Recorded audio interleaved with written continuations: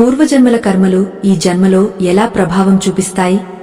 జీవితం అనేది ఒక అంతుచిక్కని రహస్యమని మనం అనుకుంటాం. కాని సత్యమేమిటంటే ఈ సృష్టిలో ఏదీ ఆకస్మికంగా జరగదు. మన జీవితంలో ఎదురయ్యే ప్రతి సుఖం, ప్రతి దుఃఖం వెనుక ఒక బలమైన కారణముంటుంది. మీరు ఇప్పుడు ఈ మాటలు వింటున్నారు అంటే మీ ఆత్మ తన ప్రయాణంలో ఒక ముఖ్యమైన మలుపు వద్ద నిలిచి ఉందని అర్థం. ఈ సత్యాన్ని తెలుసుకోకుండా జీవించడం అంటే కళ్ళు మూసుకుని అడవిలో నడవడం వంటిది. ఈ విజ్ఞానాన్ని నిర్లక్ష్యం చేస్తే మీ జీవితంలోని కష్టాలకు కారణం తెలియక, పరిష్కారం దొరకక మీరు నిరంతరం మానసిక వేదనకు గురవుతూనే ఉంటారు. ఇది కేవలం ఒక కథ కాదు, ఇది మీ ఉనికికి సంబంధించిన పరమ రహస్యం. ఈ ఆధ్యాత్మిక ప్రయాణంలోకి అడుగుపెట్టే ముందు ఒక్క నిమిషం ఆలోచించండి. మీ మనసులో ఎప్పుడైనా ఇలాంటి ప్రశ్నలు కలిగాయా? ఒకే తల్లి గర్భాన పుట్టిన ఇద్దరు బిడ్డల్లో ఒకరు అత్యంత మేధావిగా, మరొకరు సామాన్యుడిగా ఎందుకు ఉంటారు? ఏ తప్పు చేయని మీకు ఎందుకు అపవాదులు వస్తున్నాయి? ఎంతో కష్టపడినా ఫలితం ఎందుకు దక్కడం లేదు? ఈ ప్రశ్నలకు సమాధానం మీ వర్తమానంలో లేదు, అది మీ గత జన్మల కర్మల మూటలో దాగ ఉంది. భగవద్గీతలో సాక్షాత్తు ఆ శ్రీకృష్ణ పరమాత్మ బోధించిన ఈ కర్మ రహస్యం మీ జీవితం పట్ల మీకున్న దృక్పథాన్ని పూర్తిగా మార్చివేస్తుంది. నైమిశారణ్యం ఆ పుణ్యభూమిలో సూర్యాస్తమయ సమయమది. గాలిలో పవిత్రమైన యజ్ఞ ధూమం పరిమళిస్తోంది. పక్షుల కిలకిల రావాలు ఆగిపోయి ప్రకృతి అంతా ఒక నిశ్శబ్ద ప్రార్థనలో మునిగిపోయినట్లుగా ఉంది. ఆ సమయంలో మహర్షి సూత పౌరాణికుడు సోనకాది మునుల మధ్య కూర్చుని ఉన్నారు. వారి కళ్లలో అనంతమైన జ్ఞాన తేజస్సు ప్రకాశిస్తోంది. మునులు అందరూ ఎంతో ఆసక్తిగా మహర్షి వైపు చూస్తున్నారు. వారి మనసులో రగులుతున్న సందేహం ఒక్కటే: మనిషి తన జీవితంలో అనుభవించే కష్టసుఖాలకు బాధ్యుడు ఎవరు? దేవుడా, లేక కాలమా, లేక మరేదైనా అదృశ్య శక్తి ఉందా? మహర్షి చిరునవ్వు నవ్వుతూ ఇలా అన్నారు: ఓ మునులారా, ఈ విశ్వం ఒక క్రమశిక్షణతో నడుస్తోంది. ఇక్కడ ఏదీ యాదృచ్ఛికం కాదు. ఒక విత్తనం నాటితే అది మొలకెత్తి వృక్షం కావడానికి కొంత సమయం పడుతుంది. అలాగే మనం చేసే ప్రతి ఆలోచన, ప్రతి పని ఒక విత్తనం వంటిది. అది ఈ జన్మలో కాకపోయినా మరో జన్మలోనైనా తన ఫలాన్ని ఇచ్చి తీరుతుంది. దీనినే కర్మ సిద్ధాంతం అంటారు. ఇది అర్థం కావాలంటే మనం కాలప్రవాహంలో వెనక్కి వెళ్లి ఒక రాజు మరియు ఒక సాధారణ పేదవాడి జీవితంలో జరిగిన వింతైన సంఘటన గురించి తెలుసుకోవాలి. ఆ కథలోకి వెళ్లే ముందు మనం ఒక విషయాన్ని స్పష్టంగా అర్థం చేసుకోవాలి. కర్మ అనేది ఒక శిక్ష కాదు, అది ఒక సంస్కారం. మనం గాలిలోకి విసిరిన బంతి ఎలాగైతే మన దగ్గరకు తిరిగి వస్తుందో, మనం చేసిన పనులు కూడా అలాగే మనల్ని వెతుక్కుంటూ వస్తాయి. ఈ రహస్యం తెలిసినవాడు ఏ కష్టానికి కుంగపోడు, ఏ సుఖానికి పొంగపోడు. ఈ ప్రయాణం కేవలం మీ సందేహాలను తీర్చడానికే కాదు, మీ భవిష్యత్తును మీరు ఎలా నిర్మించుకోవాలో నేర్పడానికి కూడా ఉపయోగపడుతుంది. చాలా ఏళ్ల క్రితం చంద్రగిరి అనే రాజ్యాన్ని విక్రమసేనుడు అనే రాజు పాలిస్తుండేవాడు. ఆయన పరమ ధర్మాత్ముడు, నిరంతరం ప్రజల సంక్షేమం కోరేవాడు. ఆయన రాజ్యంలో అన్యాయం అనేది ఎక్కడా కనిపించేది కాదు. కాని చిత్రమేమిటంటే ఆ రాజుకు సంతానం లేదు. ఎన్నో యాగాలు చేశాడు, ఎంతో మంది పండితులను కలిశాడు, కాని ఫలితం లేదు. అదే రాజ్యంలో శివయ్య అనే ఒక నిరుపేద కూలి ఉండేవాడు. అతనికి తినడానికి తిండి కూడా సరిగ్గా దొరికేది కాదు. కాని అతనికి 5 కుమారులు, అందరూ ఆరోగ్యవంతులు మరియు బుద్ధిమంతులు. ఒకరోజు రాజు తన మందిరంలో ఒంటరిగా కూర్చుని ఆలోచిస్తున్నాడు. నేను రాజ్యాన్నంతా రక్షిస్తున్నాను, వేల మందికి అన్నదానం చేస్తున్నాను, అయినా నాకు ఒక్క వారసుడు లేడు. కాని ఆ శివయ్య ఏ పుణ్యకార్యము చేయలేని స్థితిలో ఉన్నాడు. అయినా అతనికి అంతమంది సంతానమా? భగవంతుడి న్యాయం ఎక్కడ ఉంది అని ఆయన మనసు క్షోభించింది. సరిగా అదే సమయంలో ఆ రాజ్యానికి ఒక సిద్ధుడు వచ్చాడు. ఆయన భూత భవిష్యత్ వర్తమానాలను చూడగల శక్తి కలవాడు. రాజు తన సందేహాన్ని ఆ సిద్ధుని ముందు ఉంచాడు. సిద్ధుడు కళ్ళు మూసుకుని ధ్యానంలో మునిగిపోయాడు. కొంతసేపటి తర్వాత ఆయన కళ్ళు తెరిచి రాజుతో ఇలా అన్నాడు: మహారాజా, ఈ జన్మలో మీరు చేస్తున్న పుణ్యం మీకు వచ్చే జన్మలో కీర్తిని ఇస్తుంది. కాని ఈ జన్మలో మీరు అనుభవిస్తున్న ఈ పుత్రశోకం మీ పూర్వజన్మలోని ఒక చిన్న పొరపాటు వల్ల కలిగింది. అలాగే ఆ శివయ్య పూర్వజన్మలో చేసిన ఒక విశేషమైన దానం వల్ల అతనికి ఈ జన్మలో సంతాన సౌఖ్యం లభించింది.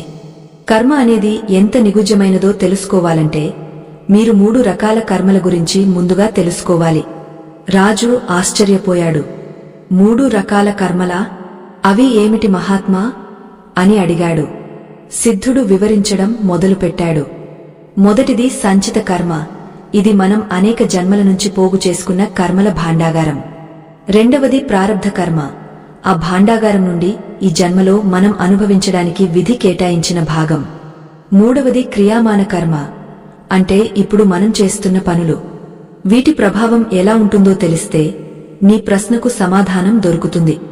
ఆ సిద్ధుని మాటలు వింటుంటే రాజుకు ఒక కొత్త లోకం కనిపిస్తున్నట్లు అనిపించింది. మనం చేసే పనులు కేవలం ఈ జన్మతోనే ముగసిపోవు అనే సత్యం ఆయనకు బోధపడటం మొదలైంది. అసలు సంచిత కర్మ అంటే ఏమిటి? అది మన అదృష్టాన్ని ఎలా నిర్ణయిస్తుంది? మన ప్రమేయం లేకుండానే మనకు ఎదురయ్యే సమస్యలకు ఆ కర్మ ఎలా కారణమవుతుంది? ఈ విషయాలు తెలుసుకోవాలని రాజు మరింత ఆతృత చెందాడు. ఆ సిద్ధుడు చెప్పిన ఆ నిగుజ సత్యాలు మన ప్రతి ఒక్కరి జీవితానికి ఎలా అద్దం పడతాయో తెలుసుకోవడం ఎంతో అవసరం. సిద్ధుడు తన గంభీరమైన స్వరంతో ఇలా వివరించడం ప్రారంభించాడు. మహారాజా, సంచిత కర్మ అనేది ఒక అనంతమైన సముద్రం వంటిది. మన మానవ జన్మ ఎత్తినప్పటి నుండి అంతకుముందు ఉన్న కోట్లాది జన్మల వరకు చేసిన ప్రతి చిన్న పని, ప్రతి ఆలోచన, ప్రతి సంకల్పం ఆ సముద్రంలో ఒక నీటి బిందువులా వచ్చి చేరుతాయి. ఇది ఒక పెద్ద ధాన్యపు కొట్టు లాంటిది అని ఊహించుకోండి.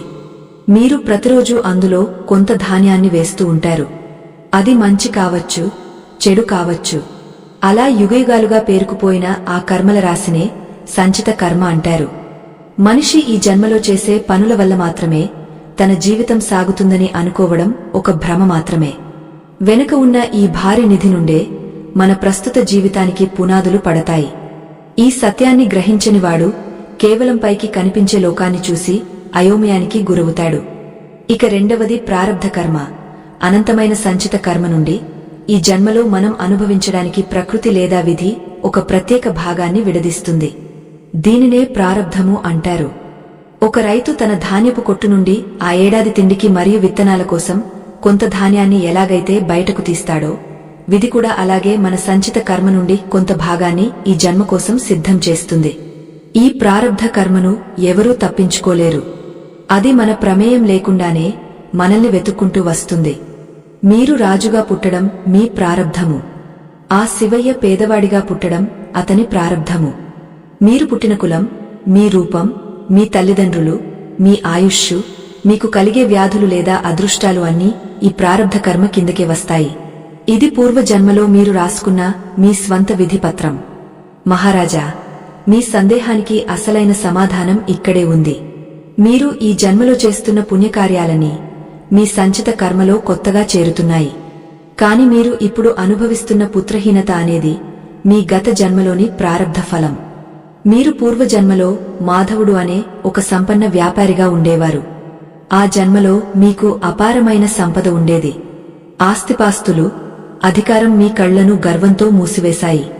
ఒకనాడు మీ అందమైన తోటలో ఒక పక్షి తన చిన్నారి పిల్లలకు ఆహారం తినిపిస్తోంది.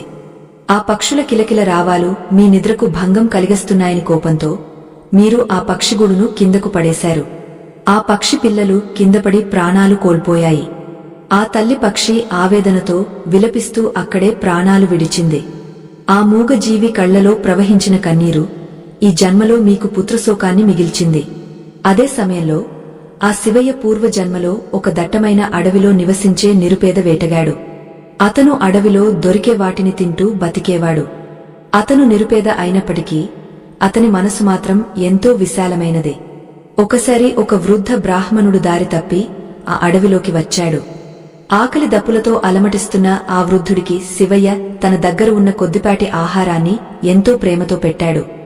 అంతేకాకుండా ఆ బ్రాహ్మణుడికి దారి చూపి సురక్షితంగా గ్రామానికి చేర్చాడు. ఆ బ్రాహ్మణుడు మనసారా అతడిని దీవించాడు. ఆశీర్వచనం: ఆ నిస్వార్థమైన సేవ ఈ జన్మలో శివయ్యకు 5 సద్గుణవంతులైన కొడుకులను ప్రసాదించింది. చూశారా మహారాజా, కర్మగతి ఎంత విచిత్రమైనదో. ఒక చిన్న హింస ఒక మహారాజును సంతానం లేనివాడిగా మార్చింది. ఒక చిన్న సేవ ఒక పేదవాడిని సంతానవంతుడిగా చేసింది. కర్మ అంటే కేవలం శారీరకమైన పనులు మాత్రమే కాదు, మనసులో కలిగే ప్రతి ఆలోచన కూడా ఒక కర్మయే అవుతుంది. ఎవరికైనా హాని చేయాలని తలచడం కూడా పాపమే అవుతుంది. అలాగే ఎవరికైనా మంచి చేయాలని సంకల్పించడం పుణ్యమవుతుంది. ఈ ప్రపంచంలో మనం దేనిని ఉచితంగా పొందలేము, అలాగే మనం చేసిన దేనిని వదిలించుకోలేము. ప్రతిదీ ఆ పరమాత్మ లెక్కల్లో రాయబడి ఉంటుంది. ఆ చిత్రగుప్తుని లేఖిని ఎటువంటి పొరపాట్లు చేయదు. కాలం గడుస్తున్న కొద్దీ ఆ లెక్కలు వడ్డీతో సహా చెల్లించవలసి ఉంటుంది. సుఖం వచ్చినప్పుడు అది మన పుణ్యఫలమని, దుఃఖం వచ్చినప్పుడు అది మన పాపఫలం అని గ్రహించినవాడు మాత్రమే జీవితంలో స్థిరంగా ఉండగలడు. ఈ సృష్టి నియమాలు అందరికీ సమానమే. ప్రారబ్ధ కర్మ అనేది వింటి నుండి వదిలిన బాణం వంటిది. అది వెనక్కి రాదు. దాని ప్రభావాన్ని మనం అనుభవించి తీరాలి. అది మన శరీరానికి, మన పరిస్థితులకు సంకెళ్లు వేయగలదు కాని మన ఆత్మను బంధించలేదు. భయపడవలసిన పనిలేదు. ఎందుకంటే మూడవ రకమైన క్రియామాన కర్మ మన చేతుల్లోనే ఉంది. ప్రస్తుత నిమిషంలో మనం చేసే పనులే క్రియామాన కర్మలు. ఇవి భవిష్యత్తులో మన సంచిత కర్మగా మారుతాయి. అంటే మన రేపటి రోజును మనం ఈరోజే నిర్మించుకుంటున్నాము. జ్ఞాని అయినవాడు ప్రారబ్ధాన్ని ధైర్యంగా ఎదుర్కొంటూ క్రియామాన కర్మ ద్వారా తన భవిష్యత్తును ఉజ్వలంగా మార్చుకుంటాడు. భగవంతుని శరణాగతి వేడితే ఆ కర్మల తీవ్రతను తగ్గించుకునే మార్గం కూడా కనిపిస్తుంది. రాజు సిద్ధుని మాటలకు నిశ్చేష్టుడయ్యాడు. తన రాజభవనంలోని వైభవం, తన అధికార గర్వమాన్ని ఆ క్షణంలో నీటి బుడగల్లా అనిపించాయి. ఒక పక్షికి తాను చేసిన అన్యాయం ఇంతటి శిక్షగా మారుతుందని ఆయన ఊహించలేదు. ప్రకృతి ఎంతటి సమన్యాయాన్ని పాటిస్తుందో అర్థమై ఆయన కళ్లలో నీళ్లు తిరిగాయి. ఆ సిద్ధుడి పాదాల మీద పడి, మహాత్మా, ఈ కర్మల నుండి విముక్తి పొందే మార్గం లేదా? చేసిన తప్పుకు ప్రాయశ్చిత్తం లేదా అని దీనంగా అడిగాడు. సిద్ధుడు కరుణతో రాజును లేపి, రాజా, పశ్చాత్తాపమే సగం ప్రాయశ్చిత్తం. కాని కర్మ సిద్ధాంతం కేవలం శిక్షల గురించి మాత్రమే చెప్పదు, అది మానవుడి పరిణామం గురించి చెబుతుంది అని వివరించసాగాడు. చేసిన పొరపాటును గుర్తించిన క్షణమే మార్పు మొదలవుతుంది. ఆ సిద్ధుడి మాటలు వింటుంటే గాలిలో ఒక రకమైన పవిత్రమైన నిశ్శబ్దం ఆవరించింది. ఆశ్రమంలోని చెట్లు కూడా కదలకుండా ఆ పరమ సత్యాన్ని వింటున్నట్లుగా ఉన్నాయి. మహర్షి సూత పౌరాణికుడు ఆ వాతావరణాన్ని వివరిస్తూ, చూడండి మునులారా, కర్మ సిద్ధాంతం అనేది ఎంతటి శక్తివంతమైనదో. అది కేవలం రాజులకే కాదు, సామాన్యులకు కూడా వర్తిస్తుంది. రాజు విక్రమసేనుడు తన రాజభవనంలో అనుభవిస్తున్న సమస్త భోగాలు ఆయన పూర్వపు పుణ్యఫలమే. కాని ఆ పక్షి పిల్లలను చంపిన పాపం ప్రారబ్ధమై వెంటాడింది. ఆ పక్షి తన గూడు చుట్టూ తిరుగుతూ తన బిడ్డల కోసం వెతుకుతూ విలపించిన ఆ క్రందన ధ్వని ఇప్పుడు రాజు అంతరంగంలో ప్రతిధ్వనిస్తోంది. మన కంటికి కనిపించని ఆ తరంగాలు విశ్వంలో అలానే ఉండిపోతాయి. ప్రతి మనిషి తన జీవితంలో ఎదుర్కొనే సమస్యలను చూసి కుంగపోకుండా అవి తన గత జన్మల రుణానుబంధాలు అని గ్రహించాలి. మీరు ఈ జన్మలో ఎవరికైనా సహాయం చేస్తుంటే అది గతంలో మీరు తీసుకున్న అప్పును తీర్చుకుంటున్నట్లు లెక్క. ఒకవేళ ఎవరైనా మిమ్మల్ని మోసం చేస్తే అది గతంలో మీరు వారికి చేసిన అన్యాయానికి ప్రతిఫలం అని భావించాలి. ఇలాంటి అవగాహన కలిగినప్పుడు మనసులో కోపం, అసూయ వంటి వికారాలు తొలగిపోతాయి. రాజు విక్రమసేనుడికి ఈ విషయం బోధపడగానే ఆయన హృదయం తేలికపడింది. తన సంపదను, అధికారాన్ని అహంకారంతో కాకుండా లోక కళ్యాణం కోసం ఎలా ఉపయోగించాలో ఆయనకు అర్థం కాసాగింది. కర్మల బంధం నుండి బయటపడటం అంటే పనులు చేయడం ఆపడం కాదు, ఫలితం మీద ఆశ లేకుండా ధర్మాన్ని పాటించడం. సిద్ధుడు తన అమృతతుల్యమైన బోధనను కొనసాగస్తూ, మహారాజా, మానవుడు ఈ భూమిపైకి జన్మ తీసుకున్నప్పుడు కేవలం భౌతిక శరీరాన్ని మాత్రమే తీసుకురాడు. తనతో పాటు అనేక జన్మల వాసనలను, సంస్కారాలను ఒక అదృశ్య నిధిలా మోసుకువస్తాడు. అందుకే ఈ లోకంలో ప్రతి శిశువు ఒకేలా ఉండదు. ఒక బాలుడు పుట్టుకతోనే అద్భుతంగా సంగీతాన్ని ఆలపిస్తాడు, మరొకరు చిన్నతనంలోనే క్లిష్టమైన గణిత శాస్త్రాన్ని అవలీలగా పరిష్కరిస్తారు. దీనిని మనం ప్రతిభ అంటాం, కానీ ఆధ్యాత్మిక పరిభాషలో ఇది పూర్వజన్మ సంస్కారం. గత జన్మలో ఒక వ్యక్తి ఒక విద్యను నేర్చుకుంటూ అది సంపూర్ణం కాకముందే దేహాన్ని వదిలివేస్తే ఆ విద్య యొక్క వాసన ఆత్మను వదలదు. అది తదుపరి జన్మలో తగిన సమయం రాగానే మొలకెత్తుతుంది. దీనినే మనం వాసన బలము అని అంటాము. ఒక వస్త్రానికి అత్తరు పూస్తే ఆ వస్త్రం పాతదైపోయినా ఆ సువాసన ఎలాగైతే పోదో, ఆత్మ ధరించిన శరీరాలు మారుతున్నా ఆ సంస్కారాల పరిమళం మాత్రం అలాగే ఉంటుంది. మహారాజా, నువ్వు అడిగినట్లుగా కొందరు కష్టపడకుండానే గొప్ప మేధావులుగా ఎందుకు మారుతారో దీనిని బట్టే అర్థం చేసుకోవచ్చు. సంచిత కర్మలోని పుణ్యఫలం ప్రతిభ రూపంలో, తెలివితేటల రూపంలో మనిషిని వరిస్తుంది. మరికొందరు ఎంత ప్రయత్నించినా అక్షరం ముక్క కూడా తలకెక్కదు. అది వారు గతంలో విద్యను నిర్లక్ష్యం చేసిన లేదా పండితులను అవమానించిన ప్రారబ్ధ ఫలం కావచ్చు.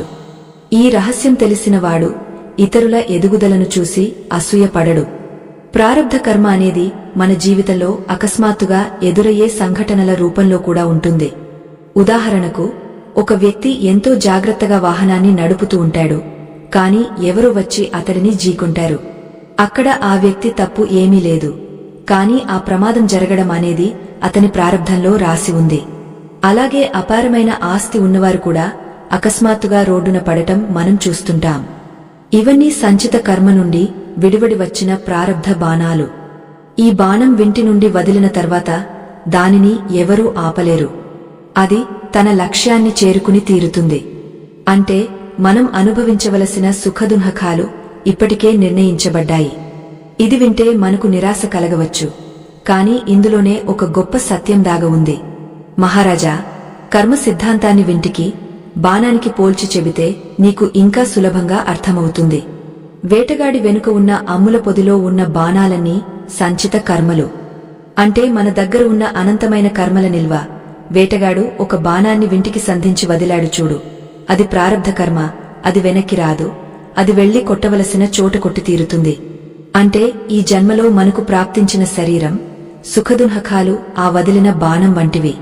కాని ప్రస్తుతం ఆ వేటగాడు తన చేతిలో మరో బాణాన్ని పట్టుకుని దానిని ఎటువైపు వదలాలి అని ఆలోచిస్తున్నాడు చూడు, అది క్రియామాన కర్మ. అంటే ఇప్పుడు మనం చేసే పనులు. ఈ మూడవ దానిపైనే మన భవిష్యత్తు ఆధారపడి ఉంటుంది. క్రియామాన కర్మ ద్వారా మనం ప్రారబ్ధాన్ని పూర్తిగా చెరిపివేయలేకపోయినా దాని తీవ్రతను తగ్గించుకోవచ్చు. ఒక భారీ వర్షం కురుస్తున్నప్పుడు మనం దానిని ఆపలేము, అది మన ప్రారబ్ధము. కాని ఒక గొడుగును పట్టుకుని ఆ వర్షం నుండి తడవకుండా మనల్ని మనం రక్షించుకోవచ్చు, అది మన క్రియామాన కర్మ. భగవన్నామ స్మరణ, ధర్మబద్ధమైన జీవనం, పరోపకారం అనేవి ఆ గొడుగు వంటివి. అవి కర్మల వర్షం నుండి మనల్ని పూర్తిగా కాపాడకపోయినా ఆ కష్టాన్ని భరించే శక్తిని, ఓర్పును మనకు ప్రసాదిస్తాయి. కాబట్టి ప్రారబ్ధం గురించి భయపడటం కంటే ఇప్పుడు మనం చేస్తున్న పనుల పట్ల అత్యంత జాగరూకతతో ఉండటం ముఖ్యం. మరో ముఖ్యమైన విషయమేమిటంటే, ఈ కర్మ సిద్ధాంతం కేవలం మనుషులకే కాదు, దేవతలకు కూడా వర్తిస్తుంది. ప్రకృతి నియమాలను అతిక్రమించిన ఏ జీవి అయినా దాని ఫలాన్ని అనుభవించాల్సిందే. చంద్రగిరి రాజ్యానికి గతంలో ఒక గొప్ప దానశీలి అయిన రాజు ఉండేవాడు. ఆయన నిత్యం అన్నదానం చేసేవాడు. కాని ఒకరోజు వడ్డిస్తున్న సమయంలో అన్నంలో తెలియకుండా ఒక విషపూరితమైన పురుగు పడింది. అది తిన్న ఒక సాధువు మరణించాడు. రాజుకు ఆ విషయం తెలియదు, ఆయనకు ఎటువంటి దురుద్దేశం లేదు. కాని ఒక ప్రాణం పోవడానికి కారణం ఆయనే కాబట్టి ఆ కర్మ ఆయన ఖాతాలో చేరింది. అయితే ఆయన ఉద్దేశపూర్వకంగా చేయలేదు కాబట్టి దాని శిక్షాకాలం తక్కువగా ఉంటుంది. ఇక్కడ ఉద్దేశం లేదా సంకల్పం అనేది కర్మ యొక్క బలాన్ని నిర్ణయిస్తుంది. మహారాజా, నీవు గత జన్మలో పక్షిగూడును పడేశావు. ఆ సమయంలో నీ మనసులో కరుణ లేదు, కేవలం నీ స్వార్థం మరియు అహంకారం మాత్రమే ఉన్నాయి. అందుకే ఆ కర్మ అంత బలంగా నిన్ను వెంటాడింది. ఒకవేళ నువ్వు తెలియక ఆ పని చేసి ఉంటే దాని ప్రభావం ఇంతగా ఉండేది కాదు. మనం చేసే ప్రతి పని వెనుక ఉన్న ఉద్దేశాన్ని భగవంతుడు గమనిస్తూ ఉంటాడు. స్వార్థంతో చేసే పుణ్యం కంటే నిస్వార్థంతో చేసే చిన్న సాయం కూడా కోటి రెట్ల ఫలాన్ని ఇస్తుంది. అదేవిధంగా కోపంతో చేసే చిన్న పొరపాటు కూడా పెద్ద శాపంగా మారుతుంది. ఇది గ్రహించి నడుచుకునేవాడు కర్మల ఊబిలో చిక్కుకోడు. జీవితంలో ఎదురయ్యే అనారోగ్యాలు కూడా కర్మఫలాలే అని మన పెద్దలు చెబుతారు. శరీరానికి వచ్చే వ్యాధులు గతంలో మనం చేసిన శారీరక హింసకు లేదా ప్రకృతిని దూషించినందుకు ప్రతిఫలం కావచ్చు.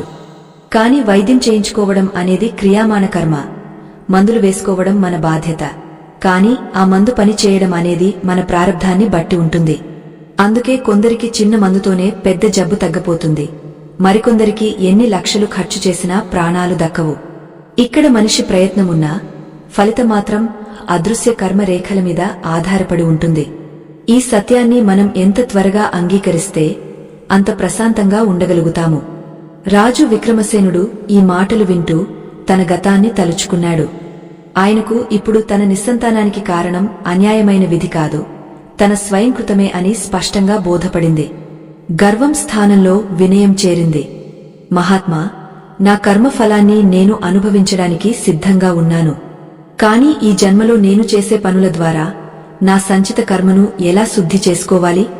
నా తదుపరి ప్రయాణం ప్రకాశవంతంగా ఉండాలంటే నేను ఏమి చేయాలి అని ఆర్తిగా అడిగాడు. ఆ సిద్ధుడు రాజు కళ్లలో ఉన్న నిజాయితీని గమనించాడు. పశ్చాత్తాపం కలిగిన మనసు గంగానది కన్నా పవిత్రమైనదే.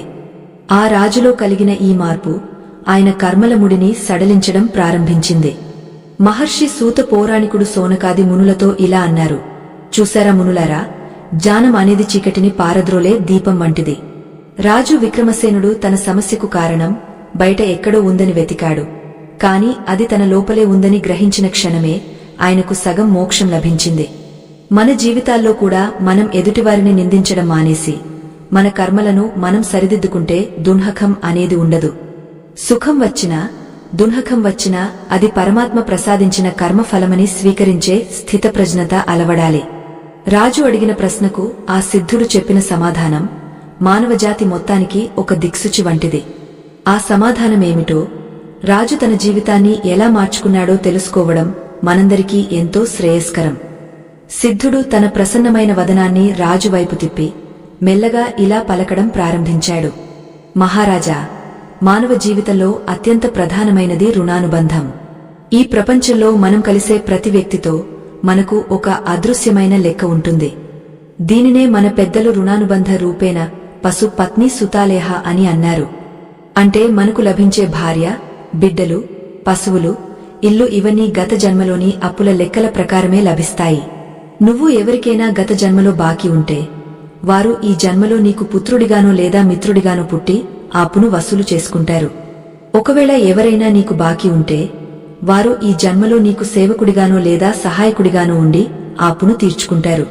ఈ రహస్యం తెలియని మనిషి నా కొడుకు నా మాట వినడం లేదని, నా భార్య నన్ను అర్థం చేసుకోవడం లేదని కుమిలిపోతుంటాడు. కాని వాస్తవానికి అక్కడ జరుగుతున్నది కేవలం ఒక పాత ఖాతా సర్దుబాటు మాత్రమే. ఒక తండ్రి తన సంపాదన అంతా ఒక కొడుకు కోసం ఖర్చు చేస్తాడు. కాని ఆ కొడుకు వయసు రాగానే తండ్రిని పట్టించుకోడు. దీనికి కారణం గత జన్మలో ఆ తండ్రి ఆ కొడుకు దగ్గర తీసుకున్న అప్పును ఈ జన్మలో ఇలా వడ్డీతో సహా చెల్లిస్తున్నాడన్నమాట. అదే విధంగా కొంతమంది పిల్లలు పుట్టిన కొద్ది కాలానికే మరణిస్తారు. అది కూడా ఒక రుణానుబంధమే. వారు నీ ఇంట్లో పుట్టి నీ ప్రేమను, నీ సంపదను కొంత అనుభవించి వారి అప్పు తీరగానే శరీరాన్ని వదిలి వెళ్లిపోతారు. మహారాజా, ఈ ప్రపంచంలో ఎవరూ నీకు అన్యాయం చేయడం లేదు, ఎవరూ నీకు ఉపకారం చేయడం లేదు. నీ కర్మలే వ్యక్తుల రూపంలో వచ్చి నిన్ను ఎదుర్కొంటున్నాయి. నీవు ఆ పక్షిగూడును పడేశావు అంటే ఆ పక్షి పడ్డ వేదనకు నువ్వు బదులు చెప్పాలి. ఇప్పుడు నువ్వు అనుభవిస్తున్న ఈ నిస్సంతానం అనేది ఆ పక్షి ఆత్మ నీకు విధిస్తున్న ఒకానొక సంస్కారం. కర్మ అనేది కేవలం ఒక యంత్రం లాంటిది కాదు, అది ఒక న్యాయాధికారి వంటిది. నీవు ఎవరి హృదయాన్ని అయితే గాయపరిచావో అదే గాయం నీ హృదయానికి తగిలినప్పుడు మాత్రమే నీకు ఆ బాధ విలువ తెలుస్తుంది. అందుకే ప్రకృతి మనకు కష్టాలను అనుభవంలోకి తెస్తుంది. ఇది కేవలం శిక్ష కాదు, ఇది మన ఆత్మను శుద్ధి చేసే ఒక ప్రక్రియ. రాజు వినయంగా ఇలా అన్నాడు: మహాత్మా, ఈ రుణానుబంధాల నుండి విముక్తి పొందే మార్గమేమిటి? ఈ నిరంతర రాకపోకల చక్రంలో మనం ఎన్నాళ్లు ఇలా కొట్టుమిట్టాడాలి? సిద్ధుడు రాజువైపు కరుణతో చూస్తూ, రాజా, దీనికి ఉన్న ఏకైక మార్గం నిష్కామ కర్మ. అంటే ఫలితమీద ఆశ లేకుండా ప్రతి పనిని భగవంతునికి అర్పితం చేస్తూ చేయడం. నువ్వు నీ రాజ్యాన్ని పాలిస్తున్నప్పుడు ఇది నా రాజ్యం, నేను రాజును అనే అహంకారంతో కాకుండా నేను భగవంతుని సేవకుడిని, ఈ ప్రజలందరూ భగవంతుని స్వరూపాలు అనే భావనతో పాలించాలి. అప్పుడు నీవు చేసే ఏ పని నీకు అంటుకోదు. తామరాకు మీద నీటి బొట్టులా నువ్వు సంసారంలో ఉంటూనే ముక్తుడవు కాగలవు. క్రియామాన కర్మ యొక్క ప్రాముఖ్యతను వివరించడానికి సిద్ధుడు ఒక చక్కని ఉదాహరణ చెప్పాడు. ఒక మనిషి నడుస్తూ వెళ్తుంటే దారిలో ఒక పెద్ద రాయి అడ్డం వచ్చింది. అది అతని ప్రారబ్ధము. ఆ రాయిని చూసి తిట్టుకుంటూ అక్కడే కూర్చోవడం ఒక పద్ధతి. లేదా ఆ రాయిని పక్కకు తొలగించి దారి సుగమం చేసుకోవడం మరొక పద్ధతి. ఆ రాయిని తొలగించడానికి నువ్వు చేసే ప్రయత్నమే క్రియామాణ కర్మ. నీ ప్రారబ్ధంలో కష్టాలు ఉండవచ్చు, కాని నీ క్రియామాణ కర్మ ద్వారా ఆ కష్టాల నుండి బయటపడే జ్ఞానాన్ని నువ్వు సంపాదించుకోవచ్చు.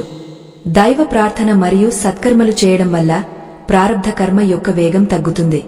ఉదాహరణకు, నీ తలరాతలో ఒక ప్రమాదం జరిగే తల పగలాలను ఉంటే నీ పుణ్య బలం వల్ల అది ఒక చిన్న గీతతో సరిపోవచ్చు. మహారాజా, శరీరానికి వచ్చే వ్యాధులు కూడా మన కర్మల ప్రతిబింబాలే. గత జన్మలో ఇతరులకు ఆహారం లేకుండా చేసినవాడు ఈ జన్మలో ఉదర సంబంధిత వ్యాధులతో బాధపడవచ్చు.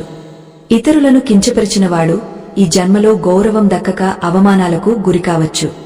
కాని ఈ బాధలను అనుభవిస్తున్నప్పుడు మనం భగవంతుని నిందించకూడదు.